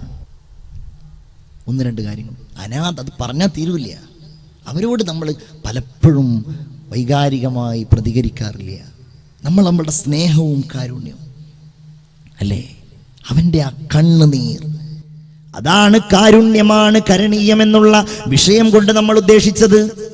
എല്ലാവരോടും കാരുണ്യം കാണിക്കുക, പാവങ്ങളോട്, അനാഥരോട് അല്ലേ. ഒരു ദിവസം ഒരു 11 മണി സമയത്ത് ഉച്ചക്ക് എന്റെ സ്ഥാപനത്തിലെ ചാമക്കാലയിലെ നെഹ്ജുർ റഷാദിലേക്ക് എന്നെ ഫോൺ ചെയ്യുകയാണ്. എനിക്ക് വളരെ വേണ്ടപ്പെട്ട ഒരു കുട്ടിയുടെ വീട്ടിൽ നിന്ന് 2ാം ക്ലാസ്സിലോ 3ാം ക്ലാസ്സിലോ പഠിക്കുന്ന ഒരു കുട്ടിയുടെ വീട്ടിൽ നിന്ന് വിളിക്കുകയാണ് എന്നെ. ഉസ്താദേ, ഇന്ന കുട്ടിയുടെ വാപ്പ മരിച്ചിട്ടുണ്ട്. പടച്ചവനെ, ഞാൻ വല്ലാതെ പേടിച്ചുപോയി. ചെറിയ കുട്ടിയാണ്, 7 കിലോമീറ്റർ അപ്പുറത്തുള്ള അവന്റെ വീട്ടിലേക്ക് പോകണം. എങ്ങനെ ആ കാര്യം അവനോട് പറയുമെന്ന് ഞാൻ ചിന്തിച്ചു പോയി. കാരണം നല്ല ചുറുചുറുക്കുള്ള പിതാവാണ്, എപ്പോഴും എന്നെ കണ്ടാൽ ഇങ്ങനെ വർത്തമാനമൊക്കെ പറയുന്ന ഉപ്പയാണ്. ഞാനിങ്ങനെ നോക്കിയപ്പോ കുട്ടികളൊക്കെ ഇന്റർവെല്ലിന് ഇങ്ങനെ കളിക്കുന്നുണ്ട്. ഓരോരുത്തര് തമാശ പറയുന്നു, വെള്ളം കുടിക്കാൻ പോകുന്നു, പലരും ഇങ്ങനെ ഓടിക്കളിക്കുന്നു. കൂട്ടത്തിൽ ഇവനുമുണ്ട്. ഞാൻ ഇവനോട് പറഞ്ഞു, നമുക്ക് നിന്റെ വീട്ടിലേക്കൊന്ന് പോകണം, നീ വാ. അവന് വലിയ ആഹ്ലാദമായി. ഉസ്താദിനെ വാപ്പ എന്തെങ്കിലും കാര്യത്തിന് വിളിച്ചിട്ടുണ്ടാകും, ഏതായാലും വീട്ടിലേക്കൊന്ന് പോകാമല്ലോ എന്ന് കരുതിയിട്ട് അവൻ എന്റെ കൂടെ വണ്ടിയിൽ കയറുകയാണ്. എനിക്കവനോട് പറയണമെന്നുണ്ട്, നമ്മൾ പോകുന്നത് നിന്റെ വാപ്പ മരിച്ചിട്ടാണെന്ന്. പക്ഷേ എന്റെ നാവിലൂടെ അതങ്ങ് പുറത്തേക്ക് വരുന്നില്ല. അവന്റെ മുഖം കാണുമ്പോ, അവന്റെ കണ്ണുകൾ കാണുമ്പോ എങ്ങനെയായിരിക്കും ഇത് കേട്ടാൽ ഇവൻ പ്രതികരിക്കുക എന്ന് എനിക്കറിയില്ല. അങ്ങനെ പോയി ഞാൻ അവനോട് കുറെ കാര്യം ചോദിക്കുന്നുണ്ട്, അവൻ മറുപടിയും പറയുന്നുണ്ട്. ഞാനിതിങ്ങനെ പറയാൻ വേണ്ടി വരും, അപ്പോഴേക്കതങ്ങ് അതങ്ങ് പറയാതിരിക്കാൻ തോന്നും. അങ്ങനെ അവന്റെ വീടിന്റെ മുമ്പിലെത്തി. വണ്ടിയിൽ നിന്നിറങ്ങിയപ്പോ അവൻ ചോദിച്ചു, ഉസ്താദെ, എന്താ വീട്ടിലൊരാൾ കൂട്ടം, എന്താ പറ്റിയത്, എന്തിനാ നമ്മൾ വന്നത്? ഞാനൊന്നും മിണ്ടിയില്ല, എന്റെ കണ്ണുകൾ നിറഞ്ഞുപോയി. ഞാൻ അവനെ ഇങ്ങനെ ചേർത്ത് പിടിച്ചു. ആളുകളൊക്കെ ഇങ്ങനെ ഉറ്റുനോക്കുമ്പോ ഞാൻ അവനെ പിടിച്ചുകൊണ്ട് അവന്റെ വീട്ടിലേക്ക് കയറി. വീടിന്റെ പൂമുഖത്ത് ചെല്ലുമ്പോ ചലനമറ്റ് കിടക്കുന്ന അവന്റെ ഉപ്പാന്റെ ആ മയ്യത്തിലേക്ക് നോക്കിക്കൊണ്ട് അവിചാരിതമായി ഉപ്പ മരിച്ചു കിടക്കുന്നത് കണ്ടപ്പോ, ഒരിക്കലും ചിന്തിക്കാതെ ഉപ്പ മരിച്ചു കിടക്കുന്നത് കണ്ടപ്പോ, ഉസ്താദേ എന്ന് വിളിച്ചുകൊണ്ട് ആ പിഞ്ചുകുട്ടി പൊട്ടിക്കരഞ്ഞുകൊണ്ട് എന്റെ ശരീരത്തിലേക്ക് വീണത് എന്റെ ജീവിതത്തിൽ എനിക്കൊരിക്കലും മറക്കാൻ കഴിയാത്ത അനുഭവമാണ്. അനാഥന്റെ കണ്ണീര്. നമ്മളൊക്കെ ദുആ ചെയ്യും, പടച്ചോനെ പെട്ടെന്ന് മരിപ്പിക്കല്ലേ എന്ന്. ആ ദുആക്ക് ശക്തി ഉണ്ടാവണം ഇത്തരം ഓർമ്മകൾ നമ്മുടെ മനസ്സിലേക്ക് വരുമ്പോ. എന്റെ പ്രിയപ്പെട്ടവരെ, അതുകൊണ്ട് ഞാൻ ആ ഭാഗം അവിടെ നിർത്തുകയാണ്. എല്ലാവരോടും കാരുണ്യം, എല്ലാവരോടും സ്നേഹം. മുഹമ്മദുർ റസൂലിന്റെ അധ്യാപനം അതാണ്, ഖുർആനിന്റെ അധ്യാപനം അതാണ്. ഭൂമിയോട് സ്നേഹം, ആകാശത്തോട് സ്നേഹം, മരങ്ങളോട് സ്നേഹം, എല്ലാ വിശ്വാസികളോടും സ്നേഹം, എല്ലാ മനുഷ്യരോടും സ്നേഹം. കാരുണ്യം നഷ്ടപ്പെടുന്ന ലോകമേ, തലയറുക്കാൻ മടിക്കാത്ത ലോകമേ, ആരോപണങ്ങൾ ഉന്നയിക്കാൻ മടിക്കാത്ത ലോകമേ, കാരുണ്യത്തിലേക്ക് തിരിച്ചു വരിക. ഇസ്ലാം കാരുണ്യമാണ്, മതം കാരുണ്യമാണ്, എല്ലാം കാരുണ്യമാണ്. സ്നേഹമേ പരം സൗഖ്യം, സ്നേഹഭംഗമേ ദുഃഖം, സ്നേഹമേ ദിക്കാലതി വർത്തിയായി ജ്വലിച്ചാവൂ. സ്നേഹത്തിൽ നിന്നില്ലല്ലോ മറ്റൊന്നും ലഭിച്ചിടാൻ, സ്നേഹത്തിൻ ഫലം സ്നേഹം, ജ്ഞാനത്തിൻ ഫലം ജ്ഞാനം. ചുരുക്കത്തിൽ ഇങ്ങനെ നമ്മളെല്ലാ കാരുണ്യവുമായി മുന്നോട്ട് പോയാൽ നമ്മൾ കരുണ ആഗ്രഹിക്കുന്ന ഘട്ടങ്ങളുണ്ട്. അത് ചിന്തിക്കണം. അതും കൂടെ പറഞ്ഞ് നമുക്ക് നിർത്താം. ഏതാണത്? നമ്മൾ കാരുണ്യം ആഗ്രഹിക്കുന്ന ഘട്ടം നമ്മൾ മരിക്കുന്ന സന്ദർഭമാണ്. വൽതഫത്തിസ്സാഖു ബിസ്സാഖ് ഇലാ റബ്ബിക യൗമഇദിനിൽ മസാഖ്. നമ്മൾ മരിക്കുന്ന സമയം, നമ്മുടെ കൈകാലുകൾ ഇങ്ങനെ കൂട്ടിപ്പിണയുന്ന സമയം, നമ്മൾ മരണത്തോട് മല്ലടിക്കുന്ന സമയം, നമുക്കൊന്ന് പുഞ്ചിരിക്കാൻ മോഹമുണ്ട്, നമുക്കൊന്ന് ലാ ഇലാഹ ഇല്ലല്ലാഹ് പറയാൻ മോഹമുണ്ട്. ആ സമയത്ത് നമ്മൾ ആഗ്രഹിക്കുന്നത് അള്ളാന്റെ കാരുണ്യമാണ്. അത് കിട്ടണം നമുക്ക്. അതിന് അള്ളാഹിനോട് ദ്വാരക്കുക. നമ്മൾ ഭൂമിയിലുള്ളവരോട് കാരുണ്യം കാണിക്കുകയും ചെയ്യുക. ഇന്ന് അള്ളാഹ് കാരുണ്യം തരും. ഖബറിന്റെ ഉള്ളിലാണ് പടച്ചോന്റെ കാരുണ്യം വേണ്ടത്. മഹ്ശറിന്റെ ഇടയിലാണ് ഒരു ചാണകല കത്തിജ്വലിക്കുന്ന സൂര്യന്റെ ചൂടില് നമുക്ക് അള്ളാന്റെ കാരുണ്യം വേണം. അർശിന്റെ തണല് കിട്ടാൻ, വിചാരണ എളുപ്പമാകാൻ. എല്ലാം കഴിഞ്ഞ് അല്ലേ റസൂലുള്ള പോലും പറഞ്ഞില്ലേ, നിങ്ങൾ ആരും കരുതരുത് നിങ്ങളുടെ അമലുകൾ കൊണ്ട് നിങ്ങൾ ആരും രക്ഷപ്പെടുമെന്ന്. നിങ്ങളുടെ അമലുകൾ കൊണ്ട്, നിങ്ങളുടെ കർമ്മം കൊണ്ട് നിങ്ങളാരും രക്ഷപ്പെടുമെന്ന് നിങ്ങൾ വിചാരിക്കല്ലേ. വലാ അൻത യാ റസൂലല്ലാഹ്, നിങ്ങളും രക്ഷപ്പെടുകയില്ലേ നബിയേ, നിങ്ങളും രക്ഷപ്പെടുകയില്ലേ നബിയേ. വലാ അൻത യാ റസൂലല്ലാഹ്, നിങ്ങളും രക്ഷപ്പെടുകയില്ലേ നബിയേ. അവിടുന്ന് പറഞ്ഞു വല അന, ഞാനും രക്ഷപ്പെടുകയില്ല. ഇല്ലാ അയ്യതഗമ്മദനി അല്ലാഹു ബിറഹ്മത്തിൻ മിൻഹു വഫളിൻ, അല്ലാഹുവിന്റെ കാരുണ്യം കൊണ്ട്, അവന്റെ ഔദാര്യം കൊണ്ട് എന്നെ പൊതിഞ്ഞാലല്ലാതെ ഞാനും രക്ഷപ്പെടുകയില്ല എന്ന് മുത്തുനബി മുഹമ്മദ് മുസ്തഫ സല്ലല്ലാഹു അലൈഹി വസല്ലം. അതുകൊണ്ട് വിചാരണയുടെ വേളയിൽ, മഹ്ശറിന്റെ വേളയിൽ എല്ലാം കഴിഞ്ഞ് സ്വർഗത്തിലേക്കുള്ള യാത്രയിൽ അല്ലേ, ദഅവാഹും ഫീഹാ സുബ്ഹാനകല്ലാഹുമ്മ വതഹിയ്യതുഹും ഫീഹാ സലാം വആഖിറു ദഅവാഹും അനിൽ ഹംദുലില്ലാഹി റബ്ബിൽ ആലമീൻ. എല്ലാം കഴിഞ്ഞ് ഞാൻ അവസാനിപ്പിക്കുകയാണ്. നമ്മൾ ദുആ ചെയ്യാൻ പോവാണ്. ഇൻഷാ അല്ലാഹ് എല്ലാം കഴിഞ്ഞ് സ്വർഗത്തിലേക്ക് പോകാൻ, സ്വർഗം കാണാൻ, സ്വർഗത്തിൽ പ്രവേശിക്കാൻ. എൻ്റെ പ്രിയപ്പെട്ട സഹോദരന്മാരെ, സഹോദരിമാരെ, അള്ളാഹിന്റെ കാരുണ്യം നമുക്ക് അനിവാര്യമാണ്. ഈ ചിന്തകൾ ഞാൻ ഇവിടെ അവസാനിപ്പിക്കുന്നു. നമ്മൾ പറഞ്ഞതും നമ്മൾ കേട്ടതുമൊക്കെ അല്ലാഹു തആല ഒരു സ്വാലിഹായ അമലായി ഖബൂൽ ചെയ്യുമാറാവട്ടെ.